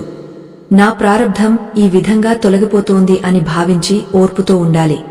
రోగానికి మందు వేసుకోవడం నీ బాధ్యత, కాని ఆ బాధను తట్టుకునే స్థైర్యాన్ని భగవంతుని నుండి వేడుకోవడం నీ ధర్మం. ఎప్పుడైతే మనం మన కష్టాలను అంగీకరిస్తామో అప్పుడే మన లోపల ఉన్న అహంకారం కరగడం మొదలవుతుంది. ఆకాశంలో నక్షత్రాలు మెరుస్తున్నాయి. ఆశ్రమ పరిసరాల్లో మునుల వేద మంత్రాల ధ్వని ప్రతిధ్వనిస్తోంది. సిద్ధుడు రాజుకు ఒక రహస్యం చెప్పాడు. రాజా, నీవు చేసిన పాపానికి ప్రాయశ్చిత్తం ఏమిటో తెలుసా? కేవలం సంతానం కోసం యజ్ఞాలు చేయడం కాదు, దిక్కులేని పిల్లలను చేరదీసి వారికి విద్యాబుద్ధులు నేర్పించు. పక్షిగూడును పడేశావు కదా, ఇప్పుడు వేల మంది పక్షులకు, జంతువులకు నీ రాజ్యంలో రక్షణ కల్పించు. ప్రకృతికి నువ్వు చేసిన అన్యాయాన్ని అదే ప్రకృతికి సేవ చేయడం ద్వారా భర్తీ చేయి. కర్మ అనేది ఒక లెక్క అని చెప్పాను కదా, నీ పాపం అనే లెక్కను పుణ్యం అనే సంపాదనతో సమానం చేయి. అప్పుడు నీ ప్రారబ్ధం తన పట్టును సడలిస్తుంది. మనం చేసే దానాలు, ధర్మాలు కేవలం ఇతరులకు సహాయం చేయడం మాత్రమే కాదు, మన సొంత భవిష్యత్తును మనం బాగుచేసుకోవడం. ఒక చేత్తో మనం ఇచ్చేది మరో చేత్తో మనకే అందుతుంది. రాజు విక్రమసేనుడికి ఇప్పుడు అర్థమైంది, తను చేయవలసినది కేవలం గుళ్ళు గోపురాలు కట్టించడం మాత్రమే కాదు, ఆర్తుల ఆకలి తీర్చడం మరియు ప్రాణుల పట్ల దయ చూపడమని. కర్మభూమి అయిన ఈ భారతదేశంలో పుట్టిన ప్రతి మానవుడు ఈ సత్యాన్ని గ్రహించాలి. మనం తీసుకువచ్చేది ఏమీ లేదు, తీసుకువెళ్లేది ఏమీ లేదు, కేవలం మనం చేసిన కర్మల మూట తప్ప. ఆ మూటను ఎంత పవిత్రంగా ఉంచుకుంటే మన ప్రయాణం అంత సుఖమేంగా ఉంటుంది. సిద్ధుడు తన శిష్యులను పిలిచి ఒక దీపం వెలిగించమని చెప్పాడు. ఆ దీపం వెలుగులో రాజు ముఖం ఒక నూతన తేజస్సుతో వెలిగిపోతోంది. సిద్ధుడు ఇలా అన్నాడు, మహారాజా, జ్ఞానం అనే అగ్ని కర్మలనే అడవిని కాల్చి బూడిద చేయగలదు. నీవు ఇప్పుడు పొందిన ఈ జ్ఞానం, నీవు చేసే సత్కర్మలు నీ సంచిత కర్మలోని చెడును నాశనం చేస్తాయి. ఇకపై నీవు చేసే ప్రతి పనిలో స్వార్థం ఉండకూడదు. నీ రాజ్యంలో ప్రతి ప్రాణి సుఖంగా ఉండాలని కోరుకో. నీవు పొందే సుఖం కంటే ఇతరులకు ఇచ్చే సుఖంలోనే అసలైన ఆనందం ఉందని గ్రహించు. ఈ మార్పు నీలో వస్తే విధి కూడా తన నిర్ణయాన్ని మార్చుకుంటుంది. నైమిశారణ్యంలోని ఆ సాయంకాలం ఒక అద్భుతమైన మలుపుకు సాక్ష్యంగా నిలిచింది. ఒక రాజు తన అహంకారాన్ని వదిలి ఒక సామాన్య సేవకుడిలా మారడానికి సిద్ధమయ్యాడు. కర్మ సిద్ధాంతం అనేది మనిషిని భయపెట్టడానికి కాదు, బాధ్యతాయుతమైన మనిషిగా తీర్చిదిద్దడానికి అని ఆయనకు బోధపడింది. మహర్షి సూత పౌరాణికుడు ఈ ఘట్టాన్ని వివరిస్తూ, ఓ మునులారా, కర్మలగతి చాలా గహనమైనది. అది ఎప్పుడు, ఎలా, ఎవరి రూపంలో మనల్ని పలకరిస్తుందో ఎవరూ చెప్పలేరు. కాని మనం చేయగలిగినదల్లా ధర్మం తప్పకుండా జీవించడం. రాజు విక్రమసేనుడు సిద్ధుని ఉపదేశాన్ని శిరసావహించి తన రాజధానికి తిరిగి వెళ్లాడు. ఆ తర్వాత ఆయన జీవితంలో జరిగిన అద్భుతాలు ఏమిటో, ఆయన కర్మలు ఎలా పటాపంచలయ్యాయో వింటే మనకు కూడా ఒక నూతన మార్గం కనిపిస్తుంది. రాజధానికి తిరిగి వచ్చిన విక్రమసేన మహారాజులో ఒక వింతైన మార్పు కనిపించింది. అప్పటివరకు అధికార గర్వంతో రాజసం ఉట్టిపడేలా నడిచే ఆ పాదాలు ఇప్పుడు నేలమీద ఎంతో వినయంగా సాగుతున్నాయి. ఆయన తన కిరీటాన్ని సింహాసనం మీద ఉంచి సామాన్య వస్త్రాలు ధరించి ప్రజల మధ్యకు వెళ్లడం ప్రారంభించాడు. తన అంతఃపురంలోని భోగాలను త్యాగం చేసి ఒక సన్యాసి వలె జీవించడం మొదలుపెట్టాడు. ఇది చూసి మంత్రులు, ప్రజలు ఆశ్చర్యపోయారు. కాని రాజుగారి మనసులో మాత్రం సిద్ధుడు చెప్పిన ఆ పక్షి పిల్లల ఆర్తనాదం ప్రతిధ్వనిస్తూనే ఉంది. తన ప్రారబ్ధాన్ని కేవలం పశ్చాత్తాపంతోనే కాకుండా ఆచరణాత్మకమైన సేవతో కడిగేసుకోవాలని ఆయన నిశ్చయించుకున్నాడు. రాజ్యంలో ఎక్కడ చూసినా పక్షుల కోసం ప్రత్యేకమైన వనాలు, నీటి తొట్లు ఏర్పాటు చేయించాడు. అడవుల్లో వేటను పూర్తిగా నిషేధించాడు. ఏ ప్రాణికి కూడా హాని కలగకుండా కఠినమైన నియమాలు అమలు చేశాడు. ఒకనాడు ఆయన నగర వీధుల్లో నడుచుకుంటూ వెళ్తుండగా ఒక ముసలి అవ్వ తన ఇంటి ముందు కూర్చుని ఏడుస్తూ కనిపించింది. రాజు ఆమె దగ్గరకు వెళ్లి, అమ్మా, నీ కష్టమేమిటి? ఈ రాజ్యంలో ఎవరైనా నిన్ను ఇబ్బంది పెట్టారా అని అడిగాడు. ఆ వృద్ధురాలు రాజును గుర్తుపట్టలేదు. ఆమె కన్నీళ్లు తుడుచుకుంటూ, నాయనా, నా కర్మ కాకపోతే ఇంకేమిటి? నాకున్న ఒక్కగానొక్క కొడుకు అకస్మాత్తుగా రోగంతో మంచం పట్టాడు. వైద్యులకు చూపించడానికి నా దగ్గర చిల్లిగవ్వలేదు అని వాపోయింది. రాజు వెంటనే తన మెడలో ఉన్న బంగారు గొలుసును తీసి ఆమెకు ఇవ్వబోయాడు. కాని ఆ క్షణమే ఆయనకు సిద్ధుడి మాటలు గుర్తొచ్చాయి. కేవలం ధనం ఇవ్వడం వల్ల ఆమె కర్మ తొలగపోదు. ఆమెకు సేవ చేయడం ద్వారా తన కర్మను తాను శుద్ధి చేసుకోవాలని ఆయన భావించాడు. అందుకే ఆయన స్వయంగా ఆ వృద్ధురాలి ఇంటిలోకి వెళ్లి ఆ పిల్లాడికి సేవ చేయడం ప్రారంభించాడు. ఒక మహారాజు ఒక పేదరికం నిండిన ఇంట్లో రోగంతో ఉన్న బాలుడికి స్నానం చేయించి మందులు వేస్తూ ఉండటం చూసి ప్రకృతి కూడా పులకించిపోయింది. కర్మల ముడి విడిపోవడానికి అహంకారం కరగడమే మొదటి మెట్టు అని రాజుకు ఆ క్షణంలో అనుభవపూర్వకమైంది. ఆత్మబంధువులారా, సనాతన ధర్మ ప్రచారం కోసం మరియు ఈ ఆధ్యాత్మిక విజ్ఞానాన్ని భావితరాలకు అందించడం కోసం మా బృందం ఎంతో శ్రమిస్తోంది. ఈ మహత్కార్యంలో మీ మద్దతు మాకు ఎంతో అవసరం. మా ఈ కృషి మీకు నచ్చితే మీ శక్తి మేరకు మాకు తోడుగా నిలబడండి. దీనికి సంబంధించిన స్కానర్ ఈ వీడియో చివరలో మీకు కనిపిస్తుంది, లేదా డిస్క్రిప్షన్లో ఉన్న వివరాల ద్వారా మీ మద్దతును అందించవచ్చు. రాజు చేస్తున్న ఈ నిరంతర సేవ ఆయన సంచిత కర్మలోని కల్మషాన్ని నెమ్మదిగా కడిగివేస్తోంది. ఒకనాడు సాయంత్రం ఆ బాలుడు కోలుకుని కళ్ళు తెరిచాడు. అతను రాజువైపు చూసి చిరునవ్వు నవ్వి, అయ్యా, మీరు ఎవరో నాకు తెలియదు కాని మీ స్పర్శలో మా అమ్మ ప్రేమ కనిపిస్తోంది అన్నాడు. ఆ మాటలు విన్న రాజు కళ్లలో ఆనంద బాష్పాలు రాలాయి. కోట్లాది రూపాయల సంపద ఇవ్వలేని తృప్తి ఒక నిరుపేద బాలుడి చిరునవ్వులో ఆయనకు కనిపించింది. కర్మ అంటే కేవలం భయం కాదు, కర్మ అంటే ప్రేమను పంచే అవకాశం కూడా అని ఆయనకు అర్థమైంది. మనం చేసే ప్రతి మంచి పని మన ఆత్మకు ఒక అదృశ్య కవచాన్ని నిర్మిస్తుంది. అదే సమయంలో శివయ్య అనే ఆ నిరుపేద కూలి గురించి రాజుకు మళ్లీ ఆలోచన వచ్చింది. పూర్వ జన్మలో చేసిన ఒక చిన్న సాయం వల్ల అతనికి 5 కుమారులు కలిగారని సిద్ధుడు చెప్పాడు కదా. రాజు శివయ్యను పిలిపించి అతని పిల్లల చదువుల బాధ్యతను తానే తీసుకుంటానని చెప్పాడు. శివయ్య వినయంగా, మహారాజా, నా పిల్లలు కష్టపడి బతకడం నేర్చుకుంటున్నారు. వారికి విద్యను ప్రసాదించండి, అది చాలు. సంపద కన్నా సంస్కారం ముఖ్యం అన్నాడు. శివయ్య మాటల్లోని పరిణతి చూసి రాజు విస్తుపోయాడు. ధనం లేకపోయినా కర్మఫలం వల్ల అతనికి అద్భుతమైన సంతానం మరియు విజ్ఞానం లభించాయని రాజుకు మరోసారి నిరూపణ అయింది. మహర్షి సూత పౌరాణికుడు ఈ ఘట్టాన్ని వివరిస్తూ ఇలా అన్నారు, మునులారా, కర్మల చక్రం నుండి ఎవరూ తప్పించుకోలేరు. కాని మనం చేసే క్రియామాన కర్మ, ప్రస్తుత పనులు ఒక దివ్యమైన ఔషధం వంటిది. అది ప్రారబ్ధ గాయాన్ని పూర్తిగా మాయం చేయలేకపోయినా ఆ నొప్పిని తెలియకుండా చేస్తుంది. రాజు విక్రమసేనుడు ఇప్పుడు తన రాజ్యాన్ని పాలించడం లేదు, ఆ పరమాత్మ సృష్టిని సేవిస్తున్నాడు. ఎప్పుడైతే మనం చేసే పనిని సేవగా భావిస్తామో అప్పుడు ఆ పని బంధం కాకుండా మోక్ష మార్గంగా మారుతుంది. రాజు తన అంతరంగంలో కలుగుతున్న మార్పులను గమనిస్తూ తన ప్రయాణాన్ని కొనసాగించాడు. ఒకరోజు రాత్రి రాజు నిద్రిస్తుండగా ఆయనకు ఒక కల వచ్చింది. ఆ కలలో ఆయన పూర్వజన్మలో పడదోసిన ఆ పక్షిగూడు కనిపించింది. కాని ఈసారి ఆ గూడులో పక్షి పిల్లలు కింద పడలేదు. ఒక అదృశ్యమైన హస్తం వాటిని ఆపి మళ్లీ గూడులో భద్రంగా ఉంచింది. ఆ అదృశ్య హస్తం మరెవరిదో కాదు, ఈ జన్మలో రాజు చేస్తున్న సేవలే. కర్మల ప్రభావం సూక్ష్మలోకంలో కూడా ఎలా మారుతుందో చెప్పడానికి ఇదొక నిదర్శనం. మనం చేసే ప్రతి మంచి ఆలోచన గతంలోని చేదు జ్ఞాపకాలను చెరిపివేయడానికి ప్రయత్నిస్తుంది. రాజుకు మెలకువ రాగానే ఆయన మనసు ఎంతో ప్రశాంతంగా ఉంది. తన ప్రాయశ్చిత్తం సరైన దిశలో సాగుతోందని ఆయనకు నమ్మకం కలిగింది. ఈ సృష్టిలో ప్రతి అణువు మన కర్మలను నమోదు చేస్తూనే ఉంటుంది. గాలి, నీరు, ఆకాశం అన్నీ మన సాక్షులే. అందుకే ఏకాంతంలో ఉన్నప్పుడు కూడా మనం అధర్మానికి పాల్పడకూడదు. రాజు విక్రమసేనుడు ఇప్పుడు ప్రతి క్షణాన్ని దైవ కార్యంగా భావిస్తున్నాడు. రాజ్యంలో నేరాలు తగ్గపోయాయి. ప్రజలు ఒకరికొకరు సహాయం చేసుకోవడం మొదలుపెట్టారు. ఒక రాజు మారితే రాజ్యం ఎలా మారుతుందో చంద్రగిరి రాజ్యమే సాక్ష్యం. కాని కర్మ సిద్ధాంతం అంతటితో ఆగిపోదు.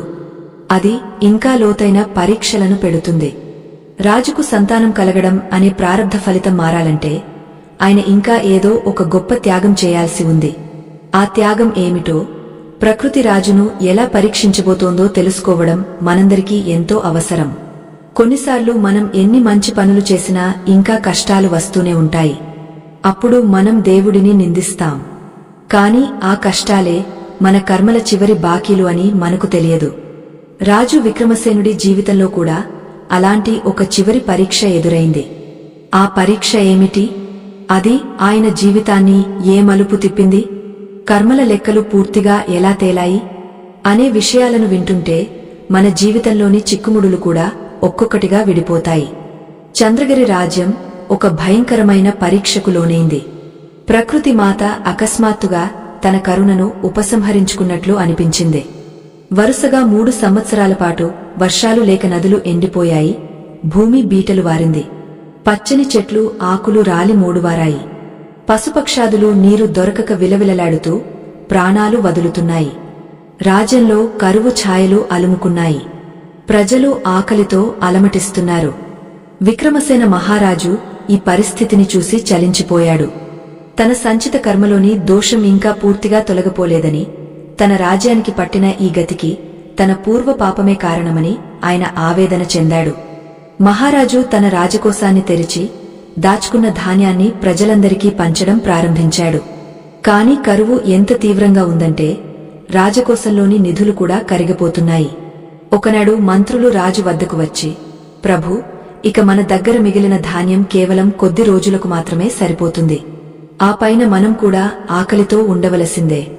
మీ ప్రాణాలు కాపాడుకోవాలంటే ఈ పంపిణీని ఆపాలి అని విన్నవించారు. కాని విక్రమసేనుడు చిరునవ్వుతో, నా ప్రాణం కన్నా నా ప్రజల ప్రాణాలు ముఖ్యం. భగవంతుడు నాకు ఈ రాజ్యాన్ని ఇచ్చింది వారిని రక్షించడానికే.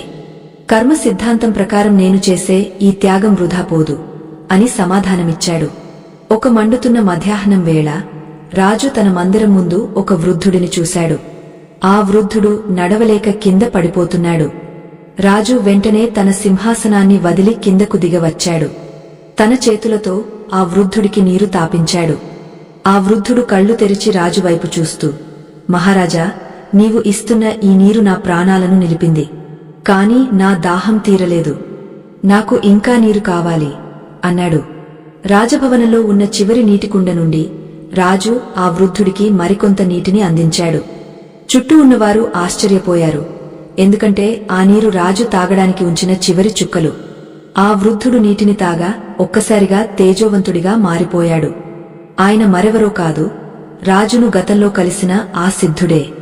సిద్ధుడు రాజువంక ప్రసన్నంగా చూస్తూ ఇలా అన్నాడు, విక్రమసేన, నీ పరీక్ష పూర్తయింది. స్వార్థం లేని త్యాగం ప్రారబ్ధ కర్మను కూడా దహించివేస్తుంది. నీవు గత జన్మలో పక్షి పిల్లలకు నీరు ఆహారం అందకుండా చేశావు. ఈ జన్మలో కరువు రూపంలో ఆ కర్మ నిన్ను వెంటాడింది. కాని నీవు నీ ప్రాణాలను సైతం లెక్క చేయకుండా ప్రజలకు, ప్రాణులకు సేవ చేశావు. చివరికి నీ దగ్గర ఉన్న నీటిని కూడా పరాయివాని కోసం ధారపోశావు. నీ ఈ క్రియామాన కర్మ నీ పూర్వ పాపపు మూటను పూర్తిగా కరిగించివేసింది. సిద్ధుడి మాటలు ముగియగానే ఆకాశంలో ఒక్కసారిగా మేఘాలు కమ్ముకున్నాయి. ఉరుములు, మెరుపులతో భారీ వర్షం కురవడం ప్రారంభించింది. ఎండిపోయిన నదులు మళ్లీ నిండుగా ప్రవహించసాగాయి. ప్రజలందరూ ఆనందంతో వర్షంలో తడిసి ముద్దయ్యారు. భూమి తన పచ్చదనాన్ని తిరిగి పొందింది. రాజు కళ్లలో ఆనంద బాష్పాలు రాలాయి. కర్మల బంధం నుండి విముక్తి పొందడం అంటే కేవలం అనుభవించడం మాత్రమే కాదు, ఆ కర్మను ధర్మంతో జయించడమని ఆయనకు అర్థమైంది. కర్మ అనే బావిలో పడిన మనిషిని జ్ఞానం అనే తాడు మాత్రమే బయటకు తీసుకురాగలదని ఆయన గ్రహించాడు. మహర్షి సూత పౌరాణికుడు ఈ ఘట్టాన్ని వివరిస్తూ, మునులారా, చూసారా కర్మల విచిత్రగతిని. రాజు చేసిన సేవ వల్ల రాజ్యమంతా సుభిక్షమైంది. కాని ఇంకా ఒక లోటు మిగలే ఉంది. అది రాజుగారి సంతాన భాగ్యం. కర్మల లెక్కలు చాలా సూక్ష్మంగా ఉంటాయి. ఒక పాపానికి అనేక రూపాల్లో ఫలితం ఉంటుంది. పుత్రశోకం అనేది రాజుగారికి పక్షి పిల్లల మరణం వల్ల కలిగిన శాపం. ఆ శాపం తొలగాలంటే కేవలం సేవ మాత్రమే సరిపోదు. ఆత్మల పట్ల సంపూర్ణమైన క్షమాపణ మరియు ఆ పరమాత్మ అనుగ్రహం తోడవ్వాలి. కర్మలను ఎదుర్కోవడంలో రాజు చూపిన ఓర్పు ఆయనను ఒక సామాన్య రాజు నుండి ఒక రాజర్షిగా మార్చింది. ప్రకృతి కూడా మన కర్మలకు సాక్షిగా నిలుస్తుంది. మనం చేసే ప్రతి మంచి పని ప్రకృతిలో ఒక ప్రకంపనను సృష్టిస్తుంది. రాజు విక్రమసేనుడు చేసిన త్యాగం చంద్రగిరి రాజ్యంలోని గాలిలో, నీటిలో ఒక పవిత్రతను నింపింది. ప్రజలందరూ తమ రాజు పట్ల గౌరవంతో కాకుండా దైవభావంతో ఉండసాగారు. ఒక వ్యక్తి తన కర్మలను ఎలా సరిదిద్దుకోవాలో ఆ రాజ్యంలోని ప్రతి పౌరుడికి ఒక పాఠమైంది. కర్మ అంటే భయం కాదు, కర్మ అంటే బాధ్యత అని అందరూ గ్రహించారు. ఒక మనిషి తన తలరాతను తన చేతులతోనే మార్చుకోవచ్చనే నమ్మకం అందరిలో కలిగింది. కొన్ని రోజులు గడిచిన తర్వాత రాజు విక్రమసేనుడికి ఒక వార్త అందింది. ఆ పేదవాడైన శివయ్య కుమారులు రాజ్యంలో జరుగుతున్న విద్యా పోటీలలో అగ్రస్థానంలో నిలిచారని. శివయ్య పూర్వ జన్మలో చేసిన దాన ఫలితం ఈ జన్మలో ఆయన సంతానానికి మేధస్సుగా మారిందని రాజుకు మళ్లీ గుర్తుకు వచ్చింది. కర్మ అనేది తరతరాలకు ఎలా ప్రవహిస్తుందో, తల్లిదండ్రుల పుణ్యం పిల్లలకు ఎలా రక్షణగా నిలుస్తుందో ఆయనకు స్పష్టమైంది. మనము మన పిల్లలకు ఇచ్చే ఆస్తిపాస్తుల కన్నా మనం చేసే పుణ్యకర్మలే వారికి అసలైన రక్షణ అని రాజు విజ్ఞులైన సభాసదులకు వివరించాడు. జీవితం అనేది ఒక నిరంతర ప్రయాణం. ఇందులో మనం కలిసే వ్యక్తులు, ఎదుర్కొనే సంఘటనలు అన్ని ముందే రాసిపెట్టిన నాటకంలా అనిపించినా మన ప్రవర్తన ద్వారా ఆ నాటక ముగింపును మనం మార్చుకోవచ్చు. విక్రమసేన మహారాజు తన జీవితంలో ఎదురైన ప్రతి అవరోధాన్ని ఒక మెట్టుగా మార్చుకున్నాడు. కర్మల బంధనాల్లో చిక్కుకుని విలపించే వారందరికీ ఆయన జీవితం ఒక గొప్ప నిదర్శనం. ప్రారబ్ధాన్ని ఎదుర్కోవడానికి కావలసిన ఆయుధం పశ్చాత్తాపం మరియు పరోపకారం. ఈ రెండు ఉంటే ఎంతటి కఠినమైన కర్మనైనా సున్నితంగా మార్చుకోవచ్చు. ఆ రాత్రి విక్రమసేనుడు పరమశివుని ఆలయంలో ధ్యానం చేసుకుంటుండగా ఆయనకు ఒక అశరీర వాణి వినిపించింది. రాజా, నీ పరిపూర్ణమైన శరణాగతి నాకు నచ్చింది. కర్మల చక్రంలో నీవు పడిన వేదన తీరిపోయే సమయం వచ్చింది. ఏ పక్షిని చూసి నువ్వు భయపడ్డావో, ఏ పక్షుల ఆత్మలు నిన్ను వెంటాడాయో అవే ఆత్మలు ఇప్పుడు నీకు వరంగా మారుతున్నాయి. ఆ మాటల అర్థం రాజుకు వెంటనే బోధపడలేదు. కాని ఆయన హృదయంలో ఒక వింతైన ప్రశాంతత చోటు చేసుకుంది. ఆ అశరీర వాణి వెనుక ఉన్న పరమార్థం ఏమిటో, రాజు జీవితంలో జరగబోయే ఆ అద్భుతమైన మలుపు ఏమిటో తెలుసుకోవడం మనందరికీ ఆశ్చర్యాన్ని కలిగిస్తుంది. ఆ అశరీర వాణి పలికిన మరుసటి రోజు ఉదయం రాజభవనంలో ఒక శుభవార్త ప్రతిధ్వనించింది.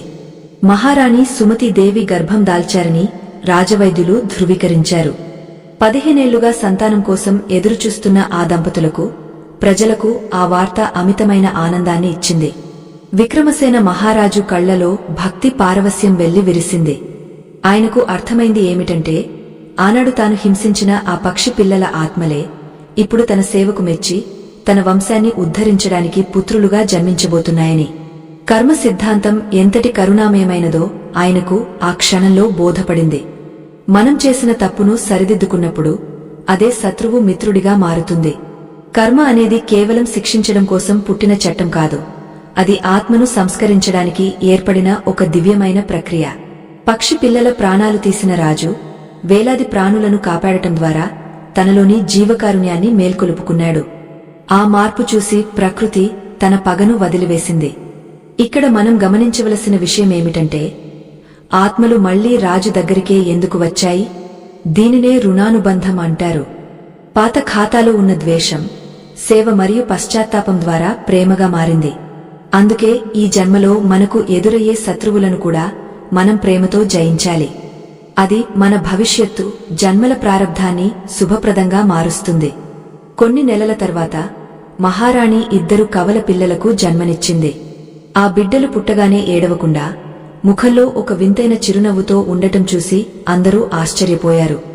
ఆ 2 కుమారులు పెరిగా పెద్దవుతున్న కొద్దీ వారికి అసాధారణమైన ప్రతిభ కలగడం గమనించారు. వారు ఎప్పుడూ పక్షులతో ఆడుకుంటూ వాటి భాషను అర్థం చేసుకుంటున్నట్లుగా ఉండేవారు. ఇది చూసి సిద్ధుడు మళ్లీ రాజును దర్శించడానికి వచ్చాడు. ఆయన రాజుతో ఇలా అన్నాడు, రాజా, చూశారా, ఆనాడు మీరు చేసిన హింస వల్ల ఈ ఆత్మలు పక్షి జన్మలెత్తాయి. కాని ఇప్పుడు మీ పుణ్యం వల్ల అవి మళ్లీ ఉత్తమమైన మానవ జన్మను పొంది మీ వద్దకు చేరాయి. ఇదే కర్మ పరిణామ రహస్యం. మహారాజు సిద్ధుని పాదాలకు నమస్కరించి, మహాత్మా, ఈ జన్మలో కొందరు పిల్లలు పుట్టుకతోనే అద్భుతమైన తెలివితేటలతో ఎందుకు పుడతారు? దీనికి కూడా కర్మయే కారణమా అని అడిగాడు.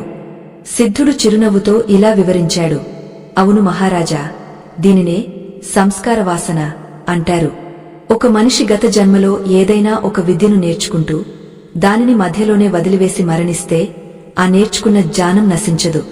అది సూక్ష్మ శరీరంలో నిక్షిప్తమై ఉంటుంది. తదుపరి జన్మలో ఆ పిల్లాడు ఎటువంటి శిక్షణ లేకపోయినా ఆ విద్యలో ఆరితేరిపోతాడు. మీరు నేడు చూస్తున్న బాల మేధావులందరూ గత జన్మలో ఆయా రంగాల్లో ఎంతో కృషి చేసిన వారే. సిద్ధుడు ఒక ఉదాహరణ చెప్పాడు. ఒక చిన్న బాలుడు ఏ గురువు వద్ద నేర్చుకోకపోయినా అద్భుతంగా వీణ వాయిస్తున్నాడు అంటే అతను గత జన్మలో ఒక గొప్ప సంగీత విద్వాంసుడై ఉంటాడు. అతని ఆయుష్ ముగసి ఉండవచ్చు కాని అతని కళా తృష్ణ చావలేదు. అందుకే ఈ జన్మలో ఆ కళ అతడిని వెతుక్కుంటూ వచ్చింది. అలాగే కొందరు చిన్నతనంలోనే వేదాలను అవలీలగా వల్లెవేస్తారు. అది వారు క్రితం జన్మలో చేసిన నిరంతర సాధన ఫలితం. అంటే మనం ఈ జన్మలో చేసే ప్రతి ప్రయత్నం వృధా పోదు. అది ఒక పెట్టుబడిలాగా మన తరువాతి జన్మలకు రక్షణగా నిలుస్తుంది. అందుకే విద్యను, విజ్ఞానాన్ని సముపార్జించడం ఎప్పుడూ ఆపకూడదు. ఈ చర్చ జరుగుతుండగా ఒక మంత్రి వచ్చి, మహాత్మా, మరి అకస్మాత్తుగా కలిగే అదృష్టం గురించి ఏమి చెబుతారు? ఏ కష్టపడకుండానే కొందరికి భారీ సంపద లేదా లాటరీ వంటివి ఎలా వస్తాయి అని అడిగాడు. సిద్ధుడు గంభీరంగా ఇలా అన్నాడు, మంత్రివర్య, ఈ లోకంలో అకస్మాత్తుగా అనేది ఏది ఉండదు. ఒక వ్యక్తికి ఈరోజు అయాచితంగా సంపద లభించింది అంటే అతను గత జన్మలో ఎవరికో తెలియకుండా గొప్ప సాయం చేసి ఉంటాడు. ఆ పుణ్యం పండి ఇప్పుడు ధన రూపంలో అతడిని వరించింది. అలాగే అకస్మాత్తుగా వచ్చే దురదృష్టం కూడా గతంలో చేసిన అప్పు లేదా అపకారం యొక్క వసూలు మాత్రమే. కర్మ సిద్ధాంతం ప్రకారం ప్రతిదీ న్యాయబద్ధంగానే జరుగుతుంది. మనం ప్రస్తుత కాలంలో చూస్తుంటాం, కొందరు అవినీతి పరులు ఎంతో సుఖంగా ఉన్నట్లు కనిపిస్తారు. ధర్మం పాటించేవారు కష్టాల్లో ఉన్నట్లు కనిపిస్తారు. ఇది చూసి చాలా మందికి దేవుడి మీద నమ్మకం పోతుంది. కాని సిద్ధుడు దీనికి ఒక అద్భుతమైన వివరణ ఇచ్చాడు. ఒక దొంగ గత జన్మలో చేసిన గొప్ప పుణ్యం వల్ల ఈ జన్మలో ఐశ్వర్యవంతుడిగా పుట్టి ఉండవచ్చు. అతను ఇప్పుడు చేస్తున్న పాపాలు అతని పుణ్యఫలాన్ని తగ్గస్తూ ఉంటాయి. ఆ పుణ్యం అయిపోగానే అతను చేసిన పాపాల ఫలితం మొదలవుతుంది. అలాగే కష్టాల్లో ఉన్న ధర్మాత్ముడు తన గత జన్మలోని ప్రారబ్ధాన్ని అనుభవిస్తూ ఈ జన్మలో చేస్తున్న పుణ్యం ద్వారా తన భవిష్యత్తును స్వర్ణమయం చేసుకుంటున్నాడు. జీవితం అనేది ఒక పెద్ద పుస్తకమైతే ఈ జన్మ అనేది అందులో ఒక పేజీ మాత్రమే. ఒక పేజీని చూసి మొత్తం పుస్తకం గురించి తీర్పు చెప్పడం ఎలా తప్పో, ఈ ఒక్క జన్మను చూసి భగవంతుని న్యాయాన్ని శంకించడం కూడా అలాగే తప్పవుతుంది. రాజు విక్రమసేనుడికి ఈ సత్యం పూర్తిగా బోధపడింది. ఆయన తన కుమారులను కేవలం రాజ్య వారసులుగా కాకుండా ధర్మరక్షకులుగా తీర్చిదిద్దడం ప్రారంభించాడు. పిల్లలకు చిన్నప్పటి నుండే కర్మ సిద్ధాంతం పట్ల అవగాహన కల్పించాడు. నాయనలారా, మీరు చేసే ప్రతి పనికి మీరే బాధ్యులు. అధికారం ఉంది కదా అని అహంకరించకండి. అది మీ పూర్వ పుణ్యం వల్ల వచ్చిన ఒక అప్పు మాత్రమే అని బోధించాడు. ఈ విధంగా చంద్రగిరి రాజ్యం ఆధ్యాత్మిక విజ్ఞానానికి కేంద్రంగా మారింది. రాజు తన క్రియమాన కర్మ ద్వారా తన తలరాతను మార్చుకోవడమే కాకుండా తన ప్రజల ఆలోచన విధానాన్ని కూడా మార్చేశాడు. ప్రజలు కష్టాలు వచ్చినప్పుడు కుంగపోకుండా అవి తమ పాత బాకీలని భావించి ధైర్యంగా ఎదుర్కోవడం నేర్చుకున్నారు. సుఖం వచ్చినప్పుడు అది పరమాత్మ ప్రసాదమని భావించి వినయంగా ఉండటం అలవాటు చేసుకున్నారు. ఒక వ్యక్తి యొక్క అవగాహన తన చుట్టూ ఉన్న సమాజాన్ని ఎలా ప్రభావితం చేస్తుందో విక్రమసేనుడి జీవితం మనకు నేర్పుతుంది. కాని కర్మల ప్రయాణం ఇక్కడితో ముగసిపోలేదు. ఆత్మ విముక్తికి మార్గం ఇంకా ఉంది. మహర్షి సూత పౌరాణికుడు సోనకాది మునుల వైపు చూసి ఇలా అన్నారు, చూశారా మునులారా, రాజు విక్రమసేనుడు తన కర్మలను ఎలా మలచుకున్నాడో. అయితే ఈ కర్మల చక్రం నుండి పూర్తిగా బయటపడి జనన మరణాల బంధం నుండి విముక్తి పొందే స్థితి ఒకటుంది. దానినే మోక్షం అంటారు. రాజు తన జీవితం చివరి దశలో ఆ స్థితిని ఎలా చేరుకున్నాడు? కర్మలను అనుభవిస్తూనే వాటికి అంటకుండా ఎలా ఉండాలో ఆయన తెలుసుకున్న ఆ రహస్యమేమిటి? అది మనందరికీ అత్యంత ఆవశ్యకమైన విషయం. ఎందుకంటే కర్మలు చేయడం మానవుని నైజం, కాని కర్మఫలానికి బందీ కాకుండా ఉండటం ఆత్మవికాసం.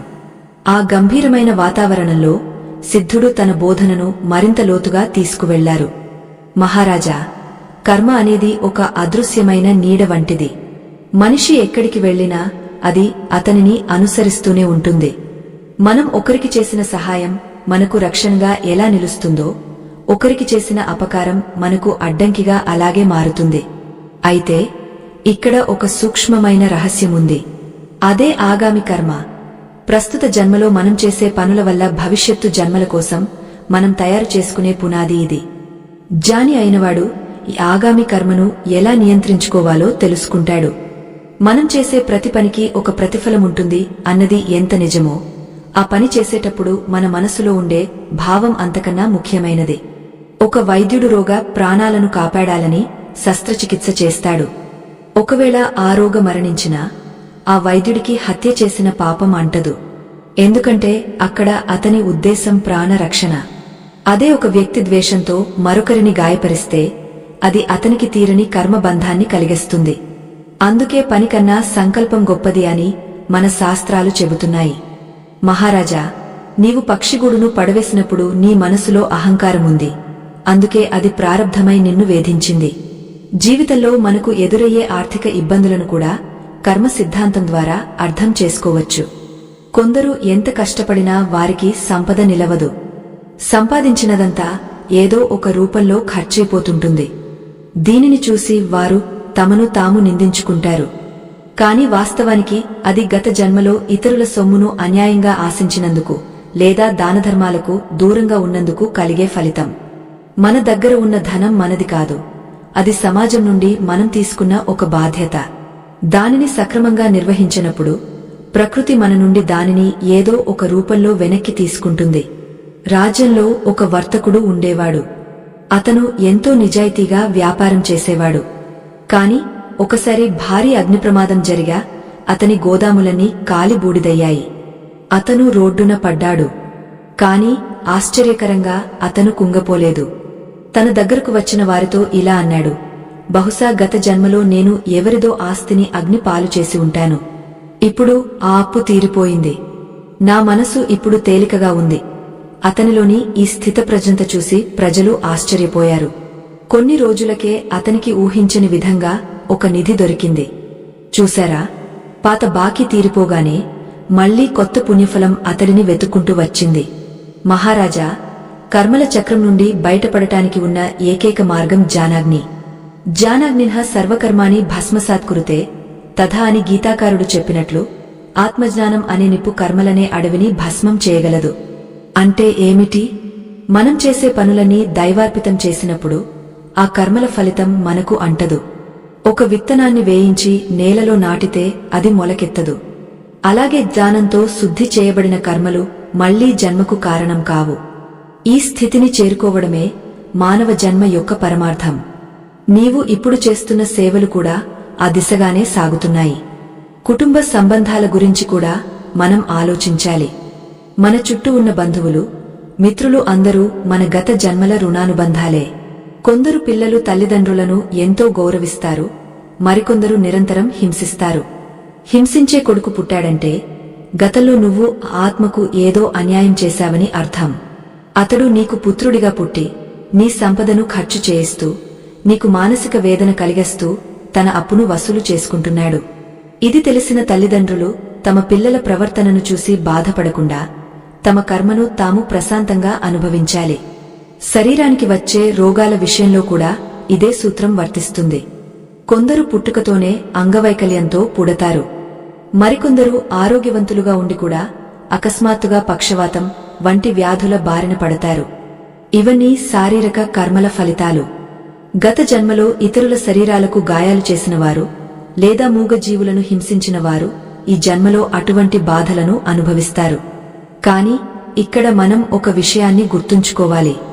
రోగం రావడం ప్రారంభమైతే దానిని ఓర్పుతో భరిస్తూ భగవంతుని స్మరించడం క్రియామాన కర్మ. ఓర్పు మన సంచిత కర్మలోని ఇతర పాపాలను కూడా కడిగివేస్తుంది. విక్రమసేన మహారాజు ఈ మాటలను ఎంతో శ్రద్ధగా వింటున్నాడు. ఆయనకు తన జీవితంలో జరిగిన ప్రతి సంఘటన ఒక క్రమపద్ధతిలో అర్థం కాసాగింది. తన రాజ్యంలోని కరువు, తన సంతానలేమి, ఇప్పుడు కలిగిన పుత్రభాగ్యం అన్నీ ఒకదానికొకటి ముడిపడి ఉన్నాయని ఆయన గ్రహించాడు. మహాత్మా, ఈ కర్మల నుండి విముక్తి పొందడానికి సామాన్యులకు సులభమైన మార్గమేమిటి? అందరూ నీలాగా జ్ఞానులు కాలేరు కదా అని రాజు అడిగాడు. సిద్ధుడు చిన్నగా నవ్వి, రాజా, సులభమైన మార్గం ఒకటే ఉంది. అది శరణాగతి. సర్వధర్మాన్ పరిత్యజ్య మామేకం శరణం వ్రజ అన్న పరమాత్మ మాటను నమ్మి సమస్తాన్ని ఆయనకే వదిలేయాలి అని చెప్పాడు. మనం చేసే ప్రతి పనిని నాది అనే అహంకారం లేకుండా ఇది భగవంతుని ఆజ్ఞ అని భావించి చేస్తే ఆ పని వల్ల పుణ్యం రాదు, పాపము రాదు. దానిని నిష్కామ కర్మ అంటారు. ఒక సేవకుడు తన యజమాని పనిని ఎంతో శ్రద్ధగా చేస్తాడు, కాని ఆ పని వల్ల వచ్చే లాభనష్టాలతో అతనికి సంబంధముండదు. మనం కూడా ఈ ప్రపంచంలో భగవంతుని సేవకులం మాత్రమే అని భావించాలి. ఈ భావన అలవడితే కర్మల సంకెళ్ళు వాటంతటా అవే విడిపోతాయి.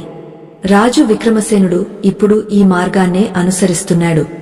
ఆయన తన రాజ్యాన్ని పాలిస్తున్నా అది తనది కాదని, ఆ పరమేశ్వరుడిదని భావిస్తున్నాడు. మహర్షి సూత పౌరాణికుడు సోనకాది మునులతో ఇలా అన్నారు: మునులారా, కర్మ సిద్ధాంతం అనేది మనిషిని బానిసను చేసేది కాదు, అతడిని బాధ్యతాయుతమైన యజమానిని చేసేది. మన జీవితానికి మనమే శిల్పులం. ఈ సత్యాన్ని గ్రహించిన విక్రమసేన మహారాజు తన శేష జీవితాన్ని ధ్యానంలో, సేవా కార్యక్రమాల్లో గడపాలని నిశ్చయించుకున్నాడు. ఆయన తన కుమారులకు రాజ్య బాధ్యతలను అప్పగించే సమయం ఆసన్నమైందని భావించాడు. అయితే కర్మల లెక్కలు ఇంకా లోతుగా ఎలా ఉంటాయో, మనిషి చనిపోయే సమయంలో అతని ఆలోచనలు తదుపరి జన్మను ఎలా నిర్ణయిస్తాయో తెలుసుకోవడం అత్యంత కీలకం. మనం ప్రతిరోజు చేసే పనులు మన అంతరాత్మలో ఒక ముద్రను వేస్తాయి. ఆ ముద్రలే మన మరణ సమయంలో మన కళ్ల ముందు కదలాడుతాయి. ఆ సమయంలో మన మనసు దేనిమీద ఉంటే మన తదుపరి జన్మ కూడా అటువైపే సాగుతుంది. అందుకే జీవితాంతం సత్కర్మలు చేయడం అవసరం. అప్పుడే మరణ సమయానికి మన మనసు పవిత్రంగా ఉంటుంది. విక్రమసేనుడు తన మరణాన్ని కూడా ఒక పండుగలా మార్చుకోవాలని అనుకున్నాడు. కర్మలను జయించినవాడు మృత్యువును చూసి భయపడడు. అది కేవలం ఒక పాత చొక్కాను వదిలి కొత్త చొక్కా ధరించడం వంటిదని అతనికి తెలుసు. ఆ సిద్ధుని ఉపదేశాలు వింటుంటే రాజసభలో ఉన్న వారందరికీ ఒక కొత్త చైతన్యం కలిగింది. భయం పోయి భక్తి చోటు చేసుకుంది. కర్మ అంటే భయపెట్టే భూతం కాదు, అది మనల్ని మనం సరిదిద్దుకునే అద్దం అని అందరూ గుర్తించారు. రాజు విక్రమసేనుడు సిద్ధుని పాదాలకు సాష్టాంగ నమస్కారం చేసి తన జీవితాన్ని ధన్యం చేసినందుకు కృతజ్ఞతలు తెలుపుకున్నాడు. సిద్ధుడు తన ప్రయాణాన్ని కొనసాగించడానికి సిద్ధమయ్యాడు. కాని ఆయన వెళ్తూ వెళ్తూ చెప్పిన చివరి మాటలు రాజు మనసులో గాజంగా నాటుకుపోయాయి. ఆ మాటలు ఏమిటో, అవి రాజు జీవితాన్ని ఎలా పరిపూర్ణం చేశాయో వింటే మనకు కూడా మోక్ష మార్గం సుగమమవుతుంది. సిద్ధుడు తన చేతిలోని దండాన్ని నేలకు ఆనించి విక్రమసేన మహారాజు కళ్లలోకి తీక్షణంగా చూస్తూ తన ముగింపు పలుకులను ఇలా పలికాడు: రాజా, కర్మల రహస్యం ఒక్క ముక్కలో చెప్పాలంటే, నీవు ఏది ఇస్తావో అది నీకు వడ్డీతో సహా తిరిగి వస్తుంది. అది ప్రేమైనా, ద్వేషమైనా, ధనమైనా లేక ద్రోహమైనా సరే, ఈ ప్రపంచం ఒక ప్రతిధ్వని వంటిది. నీవు పలికిన మాటే నీకు వినబడుతుంది. కాబట్టి నీవు చేసే ప్రతి పనిని ఒక విత్తనంలా భావించు. ఆ విత్తనం రేపు నీకు ఎటువంటి ఫలాన్ని ఇవ్వాలో ఈరోజే నిర్ణయించుకో. ఇక నీవు రాజ్యపాలనను ధర్మబద్ధంగా కొనసాగించు. నీ హృదయమే నీకు దిక్సూచి అవుతుంది అని చెప్పి ఆ సిద్ధుడు మౌనంగా అడవి మార్గంలో వెళ్లిపోయాడు. ఆయన వెళ్లిన తర్వాత విక్రమసేనుడు ఒక నూతన మనిషిగా తన రాజభవనంలోకి అడుగుపెట్టాడు. ఇప్పుడు ఆయనకు కెరీటం బరువుగా అనిపించడం లేదు, అది ఒక బాధ్యతగా మాత్రమే కనిపిస్తోంది. తన కుమారులు ఇద్దరూ ఒకరినొకరు ప్రేమించుకుంటూ ప్రజల పట్ల ఎంతో కరుణతో ఉండటం చూసి రాజు మురిసిపోయాడు. ఆ పిల్లలు గత జన్మలో పక్షులుగా ఉన్నప్పుడు అనుభవించిన ఆ వేదన ఈ జన్మలో వారిని ఇతర ప్రాణుల పట్ల అత్యంత దయగలవారిగా మార్చింది. దీనినే సంస్కార ప్రభావం అంటారు. మన శరీరాలు మారినా మన లోపల ఉన్న దయ, కరుణ వంటి గుణాలు ఆత్మను అంటిపెట్టుకునే ఉంటాయి. రాజు తన దైనందిన జీవితంలో ఒక నియమాన్ని ఏర్పరచుకున్నాడు. ప్రతిరోజూ ఉదయం సూర్యోదయానికి ముందే నిద్రలేచి తన రాజ్యంలోని ఏ ఒక్క ప్రాణి కూడా ఆకలితో ఉండకూడదని ప్రార్థించేవాడు. ఆయన తన భోజనానికి ముందు ఒక భాగాన్ని పక్షులకు, జంతువులకు సమర్పించేవాడు. గతంలో తాను చేసిన హింసకు ప్రాయశ్చిత్తంగా ఇప్పుడు ఆయన అహింసా పరమోధర్మః అనే సూత్రాన్ని తప్పకుండా పాటించేవాడు. రాజ్యంలో వేటను శిక్షార్హమైన నేరంగా ప్రకటించాడు. అడవులను నరకడం ఆపి కొత్త వనాలను పెంచడం తన కర్తవ్యంగా భావించాడు. ప్రారబ్ధ కర్మ అనేది అనుభవించక తప్పదు అని సిద్ధుడు చెప్పిన మాట రాజుకు ఎప్పుడూ గుర్తుండేది. అందుకే తన జీవితంలో ఎదురయ్యే చిన్న చిన్న ఇబ్బందులను కూడా ఆయన ఎంతో ప్రశాంతంగా స్వీకరించేవాడు. ఒకసారి రాజుకు తీవ్రమైన జ్వరం వచ్చింది. వైద్యులు ఎన్నో మందులు ఇచ్చినా తగ్గలేదు. ఆ సమయంలో రాజు తన మనసులో ఇలా అనుకున్నాడు, ఈ దేహం గతంలో చేసిన ఏ పాపపు వేడిని ఇప్పుడు అనుభవిస్తోందో కదా, ఈ బాధ ద్వారా నా కర్మ ఒకటి కరిగిపోతోంది. ఎప్పుడైతే మనం కష్టాన్ని కర్మక్షాళనగా భావిస్తామో అప్పుడు ఆ కష్టంలోని తీవ్రత మనకు అనిపించదు. అదే సమయంలో రాజ్యంలో ఉన్న సామాన్య ప్రజల జీవితాల్లో కూడా కర్మ సిద్ధాంతం ఎలా పనిచేస్తుందో రాజు గమనించేవాడు. ఒక పేదవాడు తన ఇంట్లో ఉన్న కొద్దిపాటి ధాన్యాన్ని ఇతరులకు పంచుతుంటే మరో ధనవంతుడు తనకున్న కోట్లాది రూపాయలను దాచుకుని ఇంకా కావాలని ఆశపడుతుండేవాడు. రాజుకు అర్థమైంది ఏమిటంటే, పేదవాడు తన భవిష్యత్తు కోసం పుణ్యాన్ని సంపాదిస్తున్నాడు, ధనవంతుడు తన పూర్వ పుణ్యాన్ని ఖర్చు చేస్తూ కొత్త పాపాన్ని మూటగట్టుకుంటున్నాడు. క్రియామాన కర్మ ద్వారానే మనిషి తన స్థాయిని పెంచుకోగలడు లేదా తగ్గించుకోగలడు. కర్మల ప్రభావం కేవలం మనిషి సంపద మీదనే కాదు, అతని రూపం మరియు ఆరోగ్యం మీద కూడా ఉంటుంది. సిద్ధుడు ఒక సందర్భంలో చెప్పినట్లు, గత జన్మలో ఇతరుల పట్ల అసూయ పడేవారు, ఇతరుల ఎదుగుదలను చూసి ఏడ్చేవారు ఈ జన్మలో కురుపులుగా లేదా అనారోగ్యవంతులుగా పుట్టే అవకాశముంది. ఎవరైతే ఇతరుల విజయాన్ని చూసి ఆనందిస్తారో, ఎవరైతే శాంత స్వభావులుగా ఉంటారో వారు ఈ జన్మలో అందమైన రూపంతో, ఆరోగ్యకరమైన శరీరంతో జన్మిస్తారు. మన ముఖం మీద ఉండే ప్రసన్నత అనేది మన గత జన్మల పుణ్య ఫలమే తప్ప మరేమీ కాదు. కుటుంబ సంబంధాలలో ఎదురయ్యే చిక్కుముడులను కూడా విక్రమసేనుడు ఇప్పుడు సరిగా అర్థం చేసుకోగలుగుతున్నాడు. తన భార్య తన పట్ల చూపే అనంతమైన ప్రేమ, తన మంత్రుల విశ్వాసం ఇవన్నీ గత జన్మలో తాను వారికి చేసిన ఉపకారం యొక్క ప్రతిఫలమే. ఎవరైనా తనను ద్వేషిస్తుంటే అది తాను గతంలో వారికి చేసిన అపకారానికి బదులు అని భావించి వారిపై కోపగించుకోకుండా క్షమించేవాడు. క్షమ అనేది కర్మల గొలుసును తెంచే ఒక అద్భుతమైన ఆయుధం. ఒకరు మనకు అన్యాయం చేసినప్పుడు మనం తిరిగి వారికి అన్యాయం చేస్తే ఆ కర్మ కొనసాగుతుంది. కాని మనం వారిని క్షమిస్తే ఆ ఖాతా అక్కడితో ముగసిపోతుంది. రాజు తన కుమారులకు ఒక గొప్ప సత్యాన్ని బోధించాడు. నాయనలారా, మీ దగ్గర ఉన్న ఈ కత్తి, ఈ అధికారం బలహీనులను రక్షించడానికి మాత్రమే ఉపయోగపడాలి. అధికారం ఉంది కదా అని గర్విస్తే అది మీ ప్రారబ్ధాన్ని కలుషితం చేస్తుంది. ఈరోజు మీరు రాజులు, రేపు మీరు సామాన్యులుగా పుట్టవచ్చు. కాలచక్రం తిరుగుతూనే ఉంటుంది. కాని మీరు చేసిన పుణ్యం మాత్రం మీ వెంట నీడలా వస్తుంది. ఆ కుమారులు తండ్రి మాటలను వేదవాకుగా స్వీకరించి రాజ్యాన్ని ధర్మక్షేత్రంగా మార్చారు. ఒకనాడు రాజ్యంలో ఒక వింత సంఘటన జరిగింది. ఒక వ్యక్తి అడవిలో నడుచుకుంటూ వెళ్తుండగా అతనికి ఒక బంగారు నాణేల సంచి దొరికింది. అతను దానిని తీసుకుని నేరుగా రాజు వద్దకు వచ్చాడు. మహారాజా, ఇది నాకు అడవిలో దొరికింది. ఇది నాది కాదు, ప్రజల సొత్తు అని చెప్పి రాజుకు ఇచ్చాడు. రాజు ఆశ్చర్యపోయి, నీవు దీనిని ఎందుకు దాచుకోలేదు అని అడిగాడు. ఆ వ్యక్తి వినయంగా, ప్రభూ, పరాయి సొమ్ము పాము వంటిదని మా తండ్రి నేర్పారు. ఈ జన్మలో నేను అనుభవించే సుఖం నా కష్టార్జితమై ఉండాలి, లేకపోతే అది వచ్చే జన్మలో నాకు భారమవుతుంది అన్నాడు. సామాన్య ప్రజల్లో కూడా ఇంతటి కర్మ స్పృహ కలగడం చూసి రాజు ధన్యుడనయ్యాడు. మహర్షి సూత పౌరాణికుడు ఈ ఘట్టాన్ని వివరిస్తూ ఇలా అన్నారు, మునులారా, చూశారా, ఒక రాజుకు కలిగిన జ్ఞానం ఒక సామ్రాజ్యాన్ని ఎలా మార్చిందో. కర్మ సిద్ధాంతం అంటే కేవలం గుళ్ళు, గోపురాలు కట్టడం కాదు, అది మనిషి అంతరంగంలోని స్వార్థాన్ని తొలగించడం.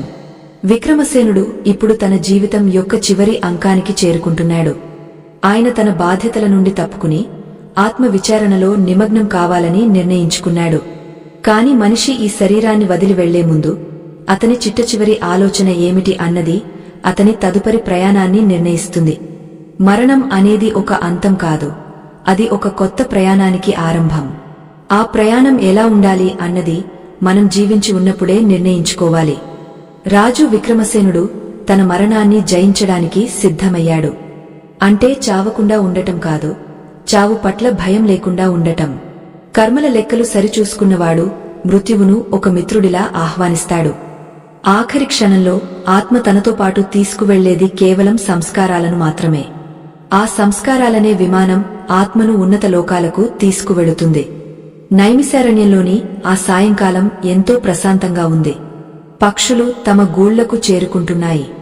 మునులు తమ సంధ్యావందనం ముగించుకుని సిద్ధంగా ఉన్నారు. సూత మహర్షి తన స్వరంలో ఒక గాంభీర్యాన్ని నింపుకుని, ఓ సోనకాది మునులారా, కర్మ సిద్ధాంతం యొక్క పరమ సత్యాన్ని ఇప్పుడు వినండి. ఈ కథ ద్వారా మనం నేర్చుకున్నది కేవలం రాజు కథ మాత్రమే కాదు, మనందరి జీవిత పాణ్యం. మన ప్రస్తుత స్థితికి కారణం మనమే, మన భవిష్యత్తుకు కర్తలం కూడా మనమే. ఈ సత్యాన్ని గ్రహించి విక్రమసేనుడు తన ఆఖరి ప్రయాణాన్ని ఎలా సాగించాడో, ఆ పరమాత్మలో ఎలా లీనమయ్యాడో తెలుసుకోవడమే ఈ కర్మ విజ్ఞానానికి పరిపూర్ణత. కాలచక్రం తన గమనాన్ని ఆపకుండా సాగపోతూనే ఉంది. చంద్రగిరి రాజ్యంలో సుఖశాంతులు వెల్లివిరిశాయి. విక్రమసేన మహారాజు తన కుమారులకు పట్టాభిషేకం చేసి రాజ్య బాధ్యతల నుండి విముక్తుడయ్యాడు. ఆయన ఇప్పుడు ఒక రాజర్షిలా కనిపిస్తున్నాడు. తన జీవితంలో ఎదురైన ప్రతి కష్టాన్ని ఒక పాజంగా మలచుకుని ఆత్మజ్ఞానాన్ని సంపాదించాడు. ఆయనకు ఇప్పుడు మృత్యువు అంటే భయం లేదు. ఎందుకంటే ఆయన తన కర్మల ఖాతాను ధర్మం అనే సంపాదనతో భర్తీ చేసుకున్నాడు. ఒకనాడు ఆయన నైమిశారణ్యంలోని అదే సిద్ధాశ్రమానికి చేరుకున్నాడు, ఎక్కడైతే తన జీవితం ఒక కొత్త మలుపు తిరిగిందో. ఆశ్రమ పరిసరాల్లో మునుల వేద మంత్రాలు వినబడుతున్నాయి. విక్రమసేనుడు ఒక మర్రి చెట్టు కింద ధ్యానంలో కూర్చున్నాడు. ఆయన మనసులో గత జన్మల స్మృతులు ఏవీ లేవు. కేవలం ఈ జన్మలో తాను పొందిన ఆధ్యాత్మిక పరిణతి మాత్రమే మిగిలి ఉంది. సరిగ్గా అదే సమయానికి ఆ సిద్ధుడు మళ్లీ ప్రత్యక్షమయ్యాడు. సిద్ధుడు రాజును చూసి చిరునవ్వుతో ఇలా అన్నాడు, రాజా, నీ ప్రయాణం చరితార్థమైంది.